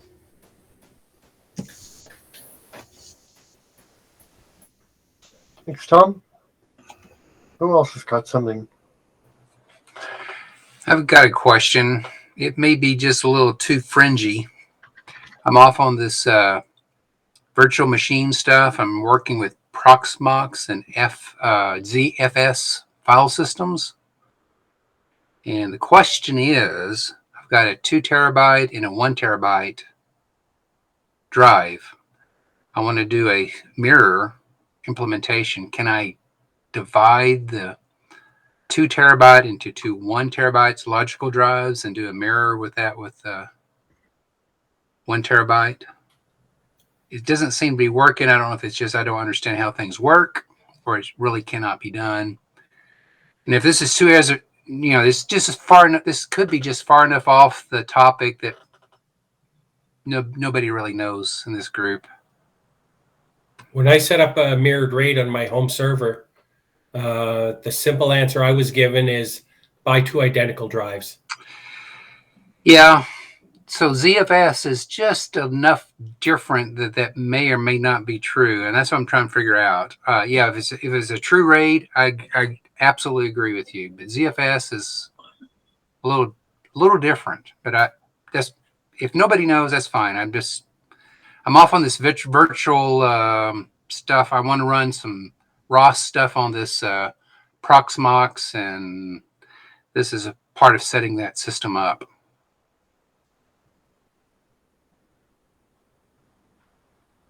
Okay, I thought I'd try. Yeah, I got a question for John, John K. When we went to the makerspace and we looked in the shelves, and you grabbed the I believe it was a radio controlled doorbell and door chime, and you're going to try it out and see if it worked. Did you try it out? Does it I work? haven't gotten to that yet. Sorry. Okay, I was just curious because at the time I was like, "Oh, let's just get rid of this junk, throw it all away." You know, it's ancient. But now I'm sort of regretting that and thinking because we're going to start holding our meetings up in that. I haven't tested yet. That's the key. Okay. I tend to think sometimes old stuff is comes back. Yeah. The new like records and yeah. If you wouldn't mind letting me know if you do get that tested, because it seems like it'd be useful to put that doorbell on the front door of the makerspace, since we'll be right there in that. Don't worry. If they don't get answers, they tend to knock on the door.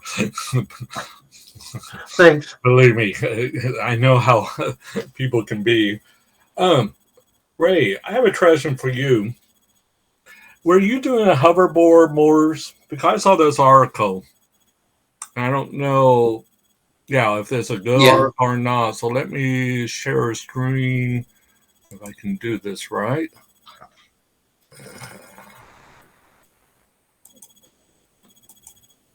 So I saw this article. So I don't know if it's a good or not. So okay. In this case, it's not a robot, but they're using it to build a cheap push cart for their golf. Okay. And it talks about, let's see, somewhere down in here. It talks about that. And just take the bore apart. And then flash the main bore. So I don't know, do you do that? Or do you have a separate bore or what? I was using separate controllers for them, because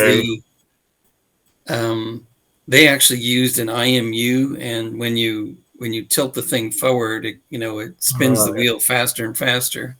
Yeah, when they talk about flashing the bore and that, so an FOC speed controller with that. I don't know if that works or not, and I was curious if it would. Maybe you have any thoughts about that? Yeah, I have to look at it and see it. But it looks like sounds like Ray might have stepped away. So it looks like whatever hoverboard he had, it used one of the ST processors. He's muted.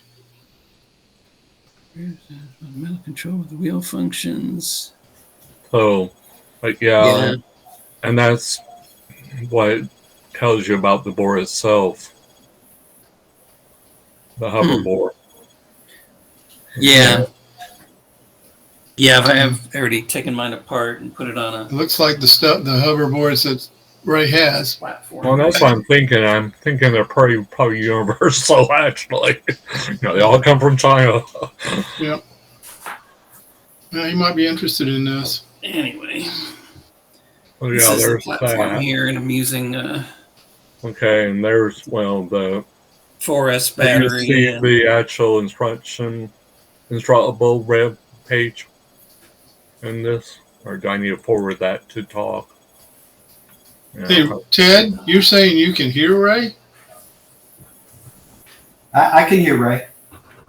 I can hear Ray too. Yeah. Shows me with his mic off. Yeah, we can hear Ray. Okay. You having a hard time hearing me or what? No, I can hear you. Oh, okay. It sounds like Dove is having a problem. Yeah, it must be me. So that was the one thing. Then the other thing, it's more of just generic to everybody. And that was in the process surfing. I found this instructable, and it looks very cute and actually very powerful. So y'all might want to take a look at it because it's on Kickstarter. Most other things, I'll jump over there real fast to that one. It's on Kickstarter, and if you don't go through Kickstarter, you can get your parts yourself, but for the price, it looks actually cheaper to go this route. But supposedly it has voice control, self-charging, a lot of interesting things. So, Larry, I'll have a sensor and have, eyes movement, a real hand light thing. And it's up in Canada to boot, this company is. So, it has charging pins supposedly top because it's using Raspberry. The owner must have had a cat at one point. Could have been. It has a little hand, so it looks very interesting. It's got it has head sensors.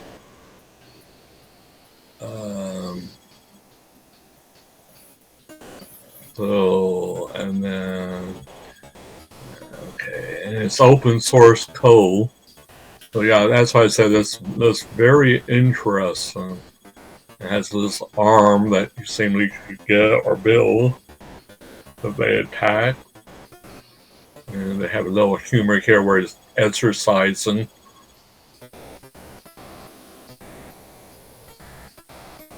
And this is open source. Raspberry, eventually I'll get down. As you can see, it's very long description about it. And somewhere down here. So it looks like it's using those round LCDs. Right. Well, yeah, to do the eyes. Yeah, because they have different eye sets for it. Okay. So to me, it looks like for what the price is very reasonable for what you get. I'm like, well, wow, when I saw that. So FYI, it looks like, I don't know if you all does Kickstarter, but that's interesting. John, I'm astonished that they set a goal of $8,000 and they're up to $200,000 now. Oh yeah, well I think they underestimated their marketing skill here. I'm going, it's priced very reasonable for what all it seems to have. So yeah. As I can, and they have a software developer kit, seemingly. So, being Python. And so there's sort of their time frame. And somebody here talks about where they're based. Markham, Ontario. Yeah. Okay. So yeah. So I don't know, how good the company is up there, but but I ran across this. I'm like, ooh, reasonably priced. They have it on Kickstarter, and if you don't go that route, they also have it. Back to the top on instructables. So you can look at both spots. Yeah, that was the other thing I ran across. So I'll post both links out there. So regard to the hoverboard and this for whoever is interested in this. So that's the two things I have.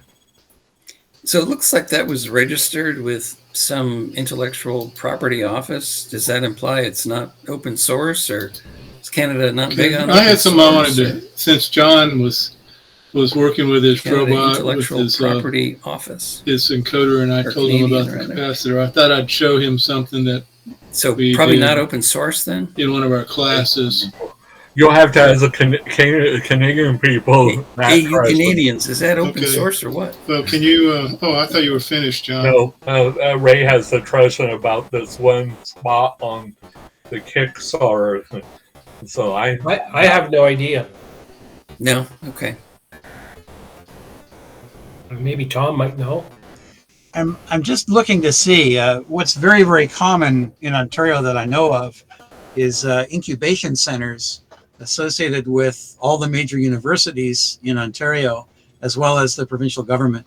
And I wouldn't be surprised if this is a spin-off from one of those incubation centers. There's a big one here in Hamilton that I've had some dealings with in the past.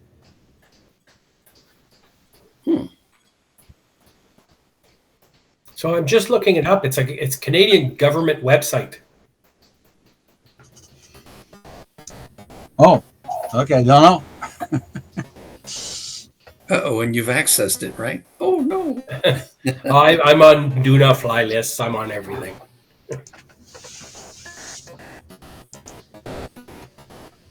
It's Gonna get flooded with emails now, right? I do every year. It's called tax season. Well, as long as they don't have your phone number, it gets worse. I got audited last year, so hopefully I don't this year.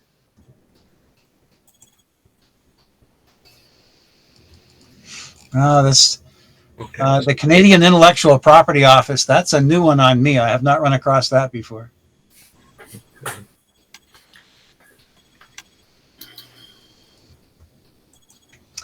But every government minister wants to make a name for himself, so this will be another one. That's probably our sitting government needed to give his brother a job or something like that.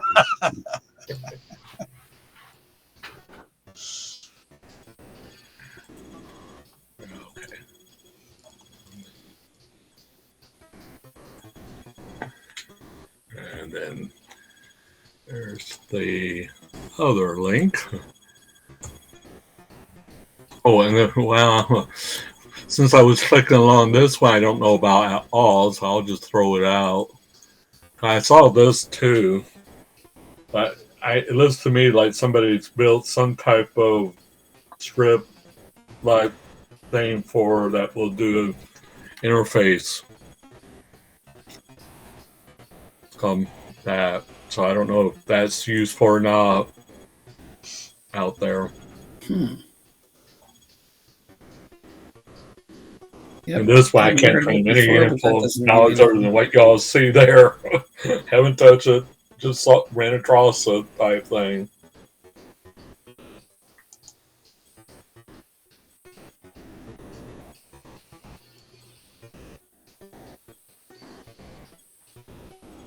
It looks like, yeah, he did, build something, interface software type thing.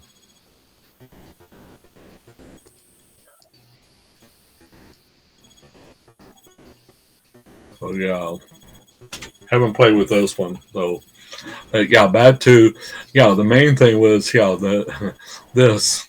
And this definitely looks interesting from my viewpoint. So,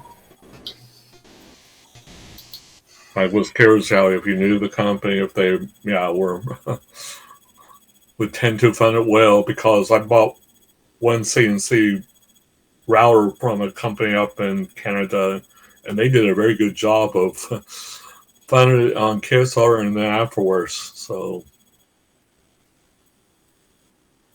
hopefully this one would do just as well. So that's what I have. So I'll turn it back to you all.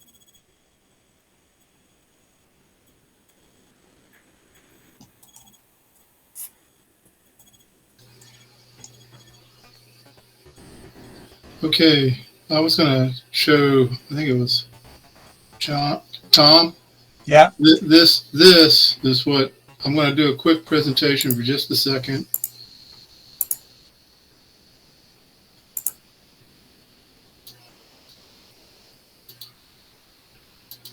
This is what's going on that little rotary thing, that encoder. So here's what it looks like. Okay, so everything looks cool. Yep. But when you zoom it up, you can see it's ringing, and that's what your capacitor is getting rid of. right there. Absolutely, I agree. And what are you displaying this on? I'm sorry. What tool did you use as a scope? Oh, this is a Wrangle. Oh, okay. Yeah. Mine's nowhere near that good. I used to tug along an old Tektronix, and it was a great, and I really knew how to make it sing and dance, but thing weighed it was an anchor for a boat. So I finally bit the bullet and bought a Wrangle, and they're not that expensive. They really aren't. I had a Hewlett Packard rack mount delayed analog scope here for a number of years, which I loved, but it was getting too old, and I kept having to fix it. So then I bought a Handtech. Yeah. Anyway, I just thought you might like to see that. Thank you. My boat anchor. And that's why I couldn't see the problem. But certainly 100 picofarads of capacitance makes it all go away. Yep. Thanks, Doug. Mm-hmm.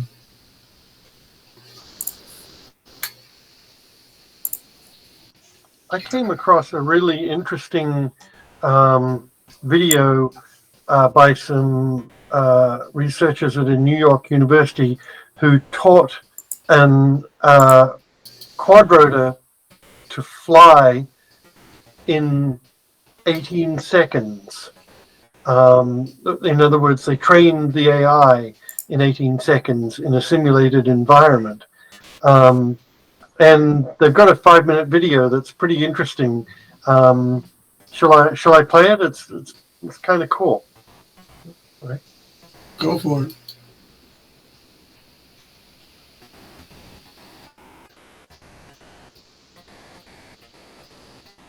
So did it bounce around a little until it realized what it was doing and then took off? No, they explain what they did, and it's really pretty neat.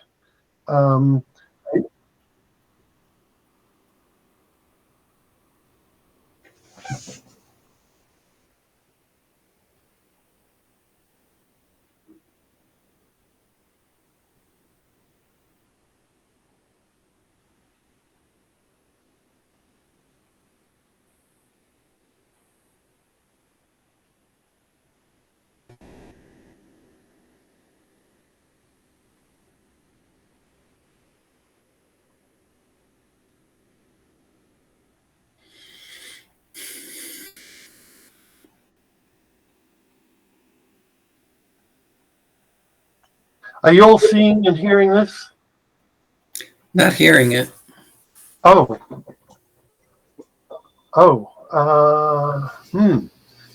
What would I need to do that, to enable that?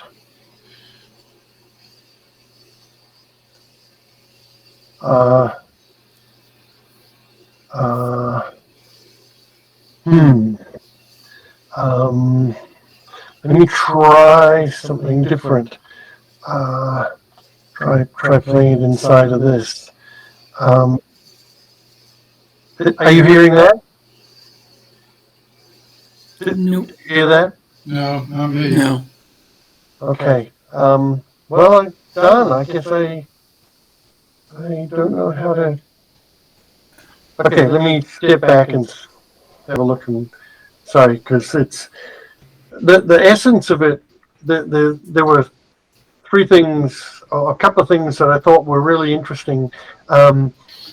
Partly they'd overcome a problem where simulation isn't enough like the real world to produce a usable model, and I'm not sure don't remember how they overcame that, but something they did was launch something like 300 models at once, and they all trained and they all tried their did their random steps and used reinforcement learning, and many of them crashed initially, but then they just throw another one into the simulation, and after a while, pretty quickly, it honed in on them being able to fly stably. So I was like, wow, really interesting article. I'll tell you what, I'll post this in the chat because it was pretty neat. There's a similar version of something like that where it's with race cars on on a track where they're doing the simulation, and they start a gazillion of them, and they always using reinforcement learning to, advance. And they finally, you watch the whole process. First of all, they all kind of crash within a second, and then in the end, they're going the whole course, and it's really kind of cool. It's a video on it. It's pretty famous. That you might, if you just look up reinforcement learning, car race or something like that, you might. I believe it's in that. See. Yeah, that brings up a good point. One thing I've wondered about, since a lot of us are looking at Ross, and we have contest layouts, have we thought about maybe doing some gazebo worlds that sort of match the competition layouts? Would that be something that is doable, or like maybe share those so that one idea would be sort of a rough layout of an outside kind of Robo Magellan kind of environment, and where you could maybe simulate detecting cones, and another one would be the 6CAN where you can simulate running a virtual camera in that, maybe the training can detection. Is that something somebody There's something you might be interested in, is if you go out and look for the simulated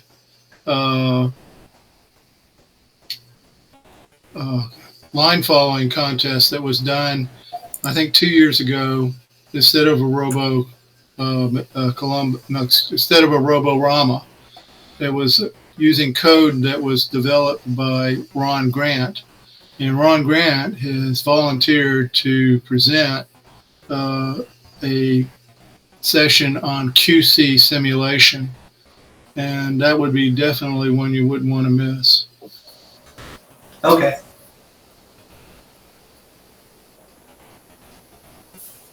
I think I don't know the format of those files. I think they're Collada for the meshes in Gazebo. Mm-hmm. But at least for the world, at least the ground level, it would seem like it would be pretty simple to just sort of have some sample worlds that people could simulate against. Have you used Gazebo, Brad? Yes. Okay. Yeah, so have I. And you really need to be in a ROS infrastructure. So it kind of limits who would play in that world. Correct. Yes. Yes, it would.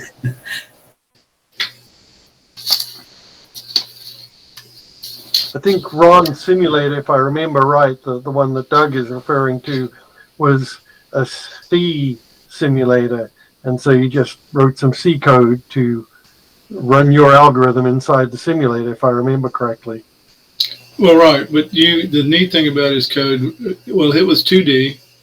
And what he did was he set it up so that you could put in any JPEG of a course, and it could be used for the course. And so it was pretty cool. And that's plus, if you wanted, it's just really kind of was a cool competition because it was totally different. In fact, I want to say Chris, I believe, won the challenge course by like a tenth of a second over Carl, and so it was pretty cool. And we did like simple and advanced, and it did. I want to tell you what, it really did allow you to learn how to do things differently, because you could run the course over and over and over again. So you could test out ideas that were just little things.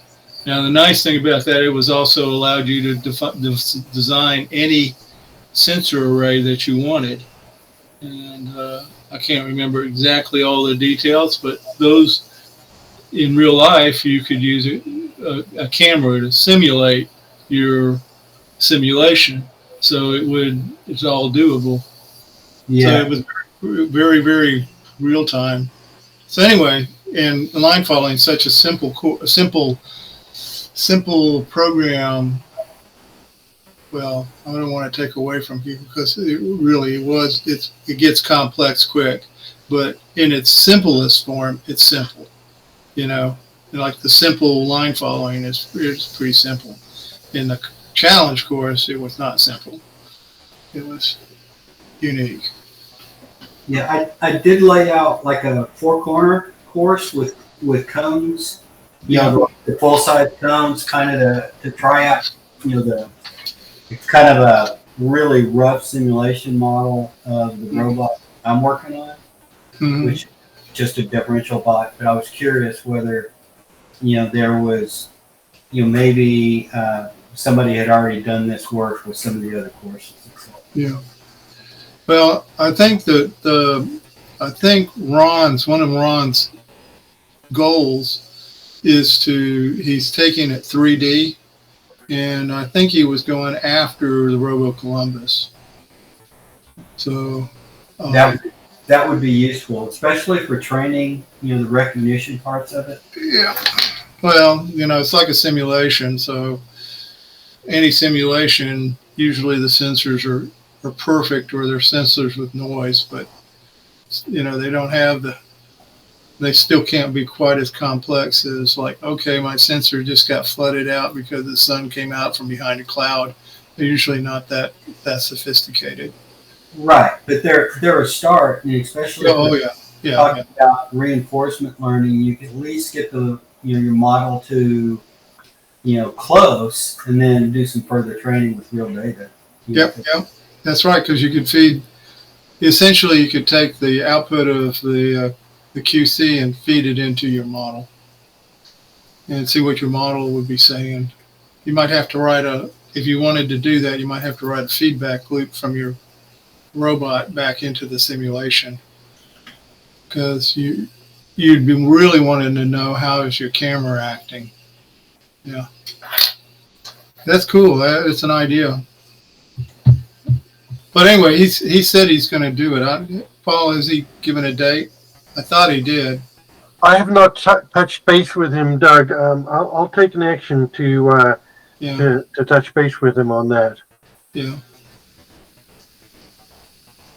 And did you I want to make sure because I didn't get any responses. Have you guys actually got the minutes for the meeting? No, there was no attachment, Doug. Yeah, I know, but I thought I sent the attachment afterwards. I didn't get another message. Ooh, okay. Well, I have to dig that out. All right.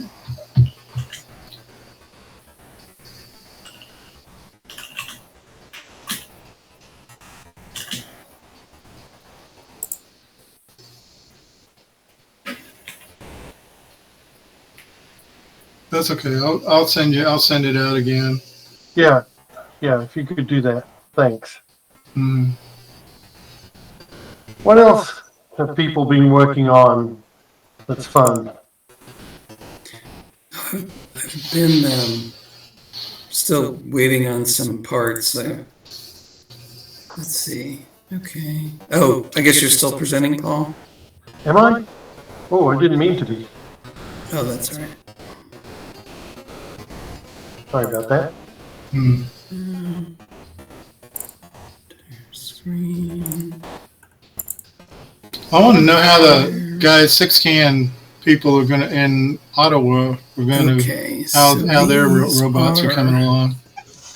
I guess that's Tom and Pat, but Pat's already left. These can be so I guess used we're going to with put the Tom smaller. on the spot. How's it going? well, thanks for that. What? Oh. I will aim my camera down here a little bit. That's the easiest way to show you what's in front of me. Yeah. Still very much a work in progress.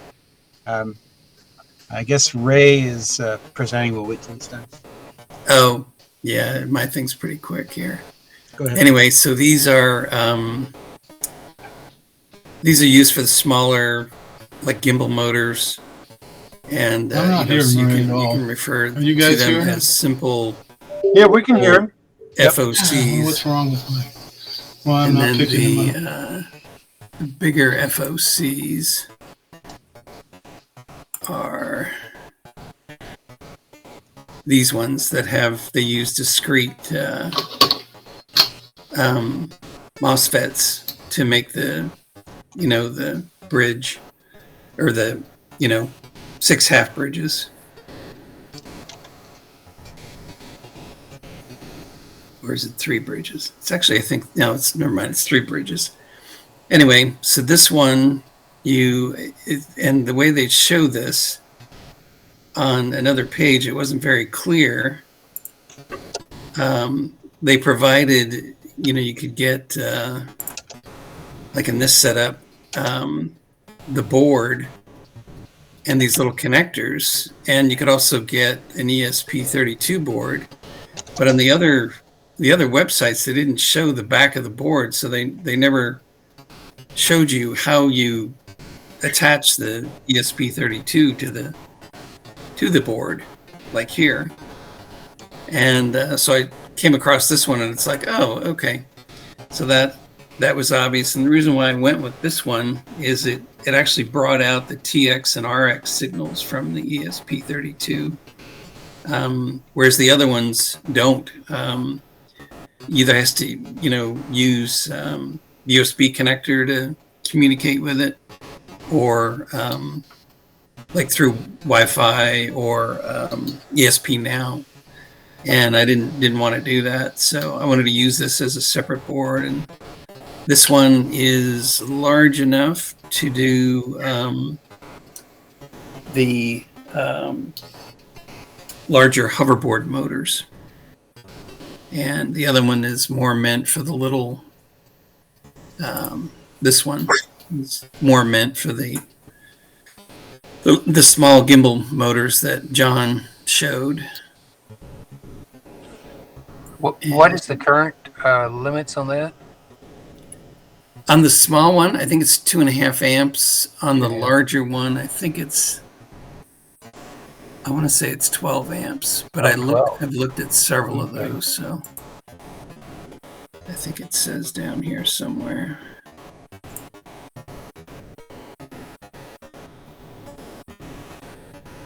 Okay, maybe it doesn't.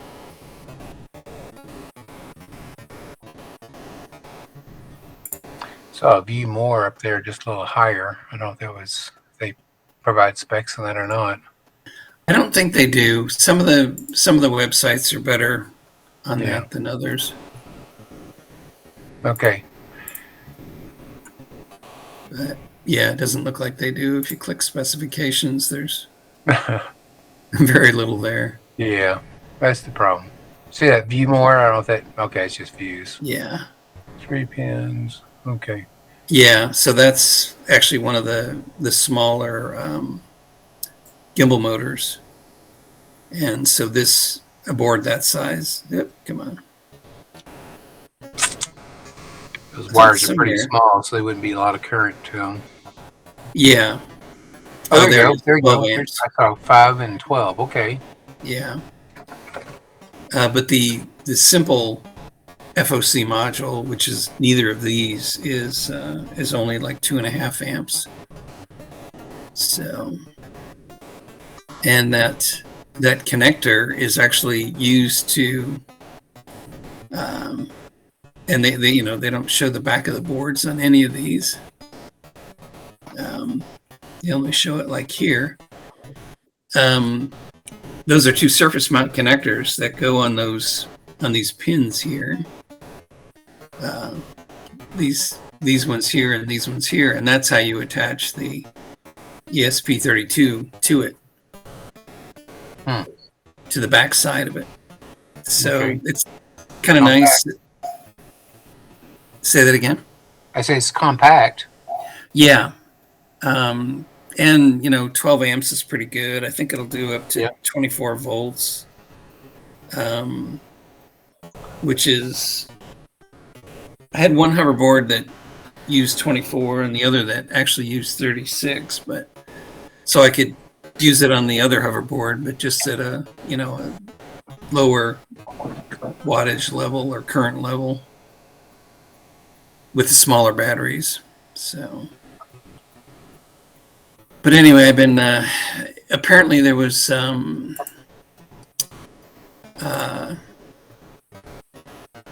guess it's the Chinese New Year. And I didn't realize that before I ordered them, and it said, we'll ship in 14 days. And I said, oh no. So, you know, they hadn't shipped and, you know, or it took 14 days for them to ship. So I hate it when it does that. So, but they didn't tell me beforehand that before I ordered it that it was actually, Tom, Chinese show us New your Year, robot. so. Yeah. Just a couple of things I'll mention along the way as well. I'm going to, once we're done here, I'm just going to stick this. Does that help? Can you see that better?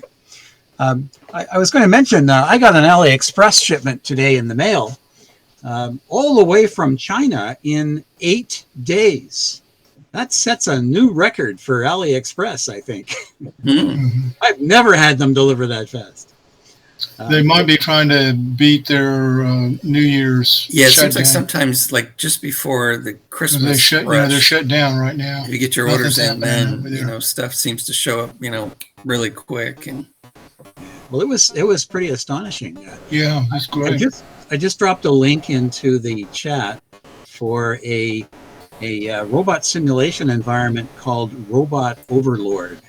I dropped it in there because it's a free development of someone who's in the Vancouver robotics group. He also runs a small company out of Vancouver called Marginally Clever Robots, which he's run for quite a while.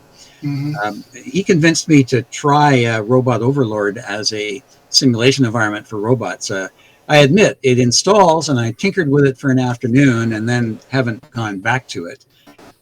It didn't look terribly difficult. Part of the reason he has been developing it over the last number of years is because he thought ROS was much too difficult to learn, especially if all he wanted to do was run a simulator. So he and several other people have been working on this thing, and it's at a fairly advanced stage. Dan also runs a small manufacturing company out of his house, and his main product at the moment is a very large wall-mounted drawing robot called Michelangelo. He has sold thousands of them around the world, and he's full of stories about how to run globally acceptable manufacturing and shipping out of your recreation room. Wow. He's a very interesting guy to listen to. He's a member of the Vancouver group. Anyway, I mentioned his Robot Overload just in case anybody cares to follow up on it. I don't know that it compares with the more advanced tool set, but it is free, and he claims great things for it, even though I never got to that point with it. This is just the current stage of progress. You can see the can grabber on the front, and there's that lovely green painting tape stuck there on the front because I've been calibrating the servos in order to get a feeling for the microsecond to angular positions and the limits of movement. There's 2 servos here, and of course, no 2 servos ever are the same, at least not out of my servo box. Yeah. So I've been calibrating these things in preparation for writing the drivers that I'll be using to run these things. I've been playing around with, I mentioned it earlier, a soft close function, a lot like the stuff David Anderson has done for grabbing cans. I want to be able to get a hold of a can securely, but I don't want to break the chip on my claw or damage the can, because the cans are really weak. So I don't want to mess them up too much. You can see sitting in the front here my incredibly bad attempt at a front corner bumper. It's falling off the switches, so I've got to do something else. It's just twisted sideways at that point. There's a gadget on the front. I'll move it so you can see it a little easier. This is simply a tower sitting on a servo that has my various distance sensors on it. So I've been calibrating that as well and writing some slow movement logic just to allow me to scan the thing in a sensible way. without introducing a lot of vibration and having things fall off. Sitting on the back, always handy to have a display and some push buttons. This is something I've put together that I've used in several other projects. Hence, this is pulled off of another project and has this lovely pink 3D printed FASIC panel. The large brown board is simply the power interconnects and the switch mode 5-volt supply for the servos. Since I like the matching color rubber bands. Oh yeah, isn't that nice? I have a whole box of those. Yeah, that's old. Just the right size for those wheels. The other perf board that you can see with all the wires sticking out of it is simply the interconnect board, where all the wires come in from somewhere and go out, usually to the Arduino. There's also a bunch of red LEDs on there on an I/O expander, which is another David Anderson idea. He says you can't have too many easy to use LEDs on your robot to tell you what's going on. So I took that to heart and installed a bunch of them up there. Yeah, cool. Yeah, and they're on an I/O expander, so they're easy to access. Oh, sorry, Doug. No, go ahead. I was just going to say he would love to meet Dale Wheat. Dale Wheat is always thought you couldn't have enough LEDs on a robot. Yeah. What distance sensors do you have on that rotating tower?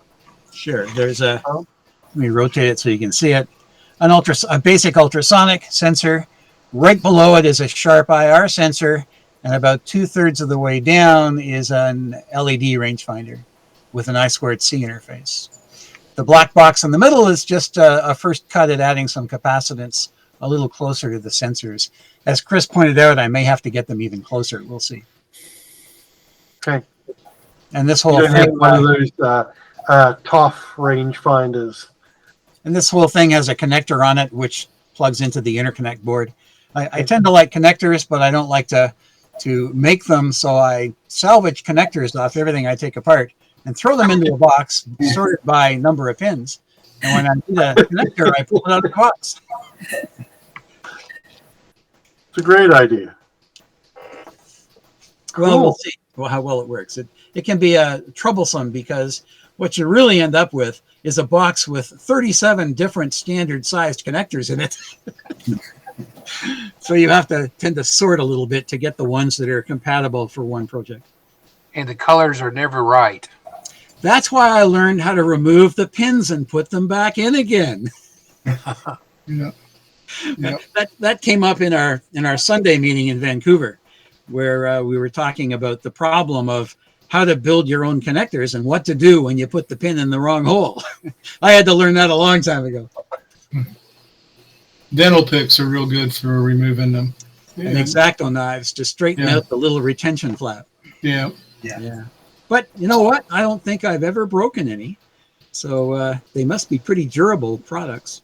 Yeah. Anyway, that's the current state. Okay. I have code running and I have a lot more to write. Okay. Nice. Cool. Always good to see a nice robot. Yeah.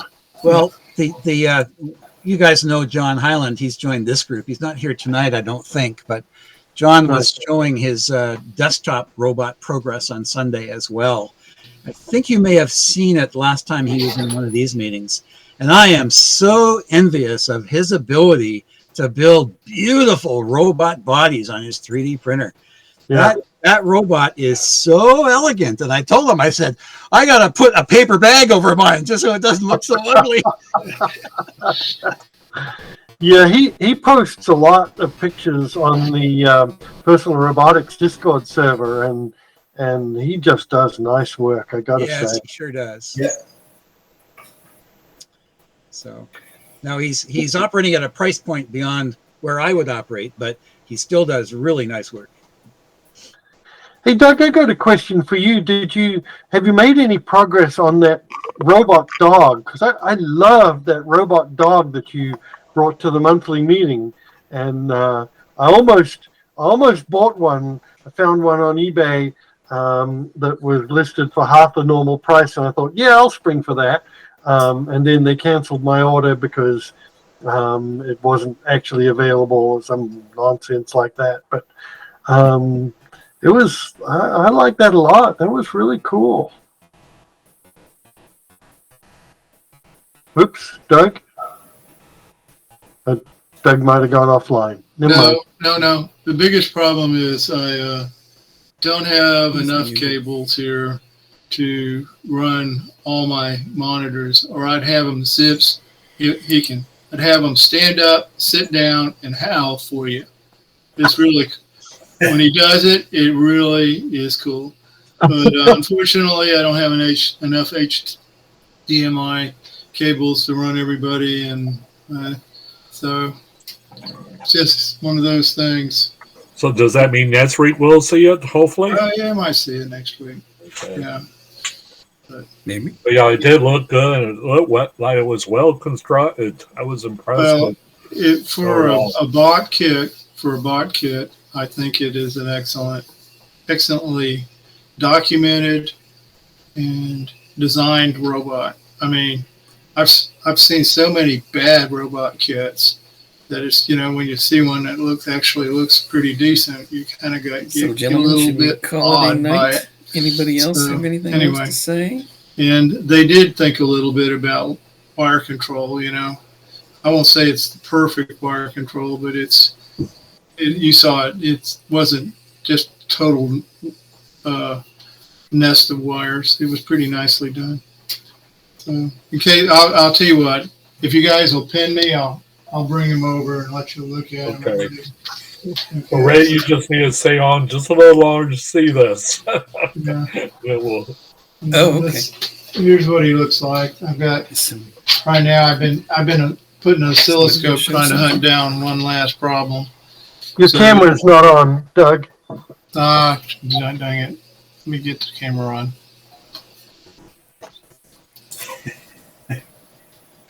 Yeah. Here's what he looks like.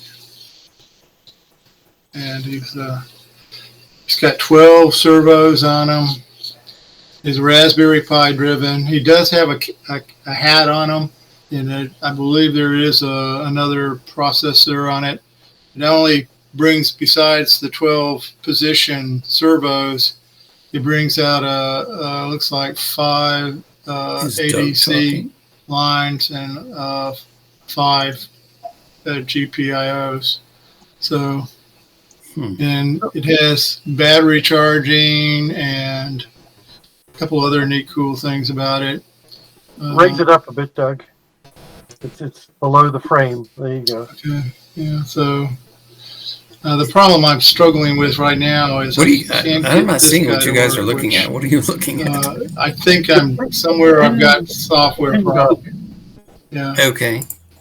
That's got a little G. You'll see his robot, Ray. It's got a little IMU here. Like I said, Does he have really 2 nice. windows? Because I just see a circle with From point of view, I'm real pleased with it. Oh, you're talking about the other Doug. Yeah, Doug. Our Doug. What was the cost of it? It would normally cost, I think, $169 on Amazon, I believe. So, Doug, I read up on the API and the Python examples, and you looked at some of their code, and it essentially you have a library for the thing that you can call to make it like crouch and bark and howl and all that kind of stuff. And I thought, boy, given that it's running on an RPi, you could put a raw Docker on that thing, which I thought would be really cool, and then do stuff like plot the accelerometer and gyro data as it was walking. That would be cool. Yeah. When I got it, I was thinking, this might be a Ross project. So, but right now I'm more or less. Well, I don't know what's going on. For Doug Parodies, I show a circle with a D in it. There's nothing to. Pin, are you Right seeing now, that it's as well? basically the ultrasonic, and the reason why that is one of the things they use the ultrasonic to do is when you're what they call patrolling, which means going forward and backwards or whatever. When you get close to an object, you know, it hits a critical range and it barks and barks at it. You know what I'm saying? So that's kind of cool. Pause a moment. Ray has a question, and You're I don't think Ray is hearing you. I can't hear Ray. I don't know why. Doug Yeah, I can't can't hear hear Ray, him. and Ray can't hear Doug. Right. It's You hilarious. two seem we can't hear each other, so we're getting a little feedback noise from both of you in the process. So, so Ray, Doug was speaking about his robot that he had brought the other week. So that's why he was showing us, and it was a very good price robot. And I don't know if you have the actual place you got it from. If you could post that, other people might be interested in it. Okay. I think I'll put a link in for it. Okay. But it's all over the It's all over the web. I mean, you can order it directly from the manufacturer or from Amazon or lots of places. And yeah, a link would be great. But yeah, that was one of the things I thought, Doug, if you, I was like really seriously thinking maybe I'll get one of these because it looks like it'd be fun to build and fun to put Ross on it. And that's what they were discussing, Ray, about. Okay. As FYI info, since y'all you two are not hearing each other. Okay. Okay. That is move weird. on. Speaking of Ross, do you want to see that four-corner sim that it's a quick, dirty sim that I put together? You want to see what that looks like? Yeah. Let me see if I can. I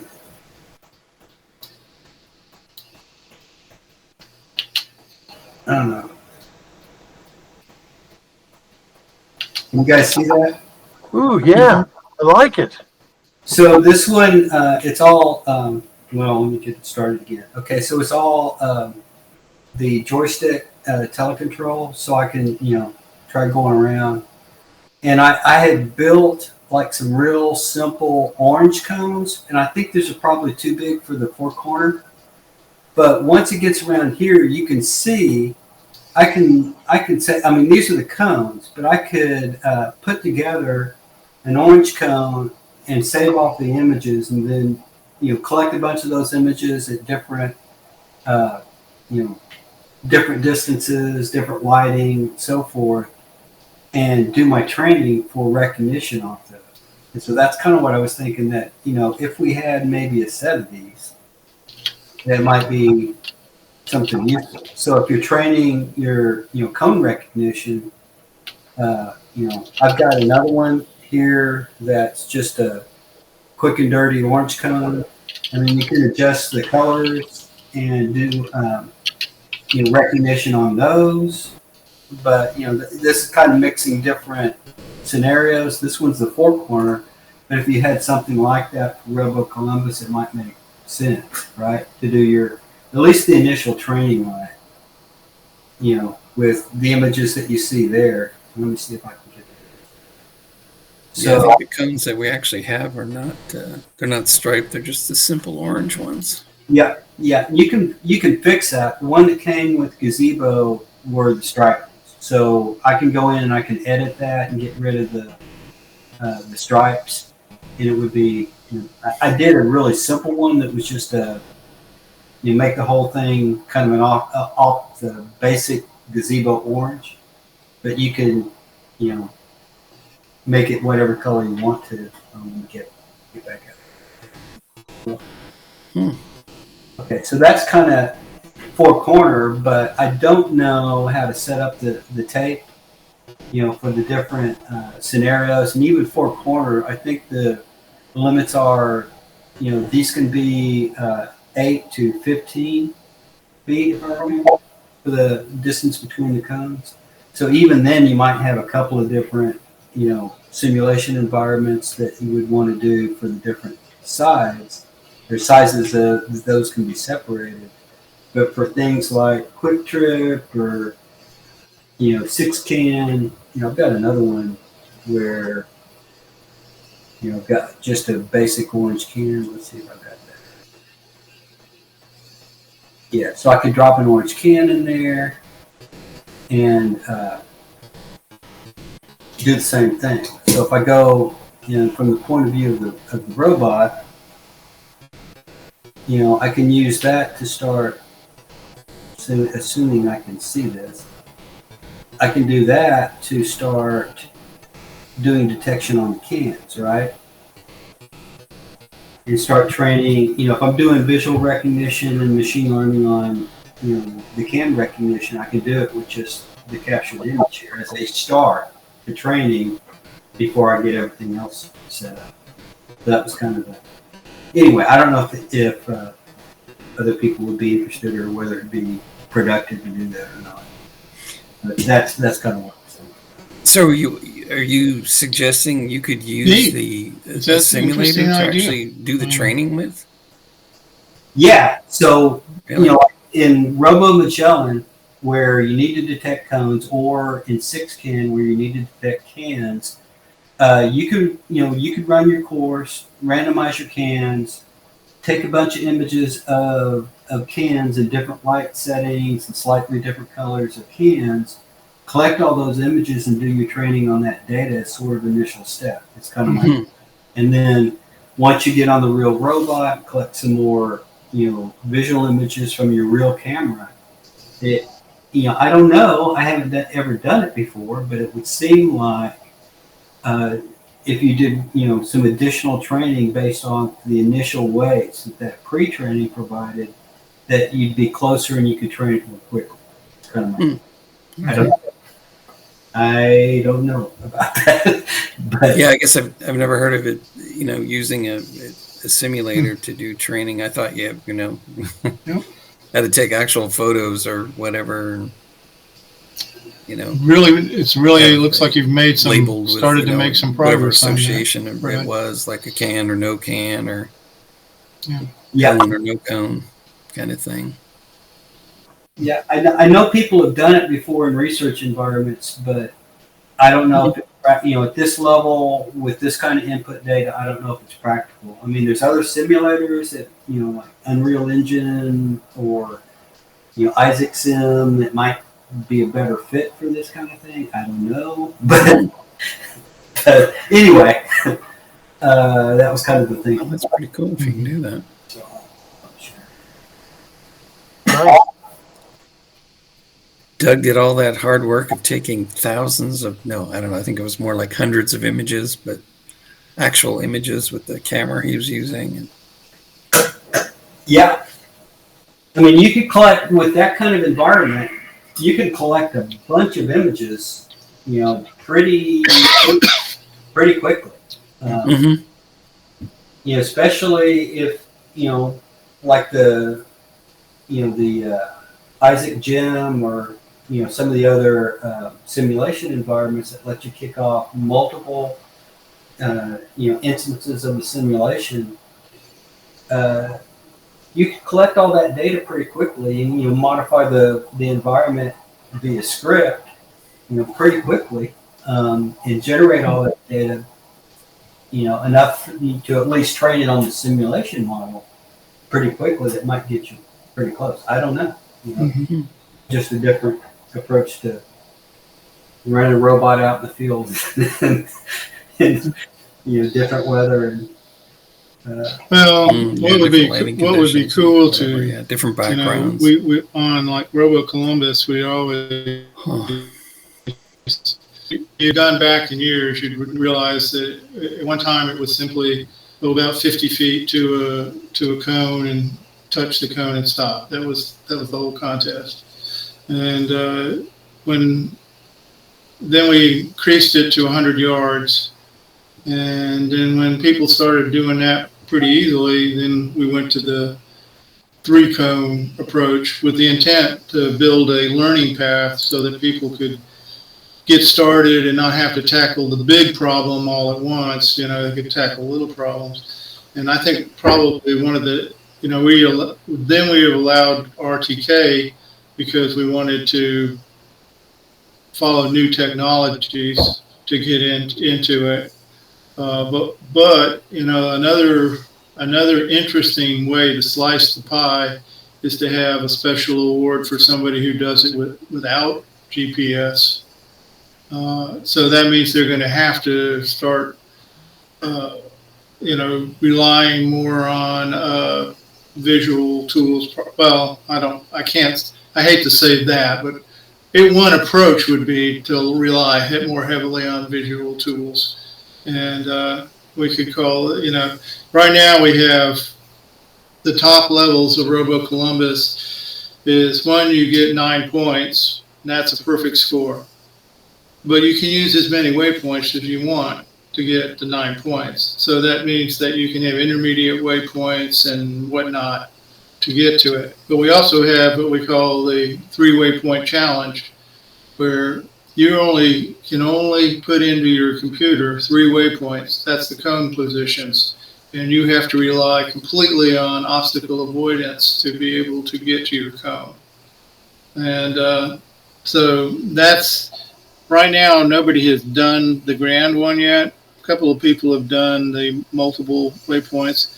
And I think Scott could have gotten it this year, but it turns out that the course, the way it was laid off, had this one ridge. The only thing that was an obstacle was a few fence posts, and it was a drop off on the other side. And so he wisely chose not to go 3 waypoint challenge because his robot would have ended in the lake. So that was serendipitous. We weren't trying for that. It just happened. There was a stretch where if he'd maneuvered around basically like a obstacle wall following, he would have just hit this one place where it would have said, you can go that way. And there was no real obstacle there except the ditch. Gentlemen, I'm going to call it a night. So that's an idea. I'd like to maybe we'll have it the no GPS challenge. Add that to the rules sometime.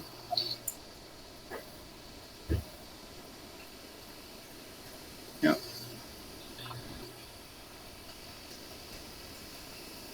Oh, you know, since we were talking about, I think a September thing. Oh well, never mind. I guess I must have closed that window. I had the rules pulled up. There's a picture of the objects in the rule set. I'm going to have to drop off, guys. So, adios. Great meeting. I really appreciate all the information I got. I gleaned a lot of cool stuff off it today. Okay. Doug, are you going to save the recording away? And do you want me to if you guys don't mind, I'm going to stop the recording at this point unless somebody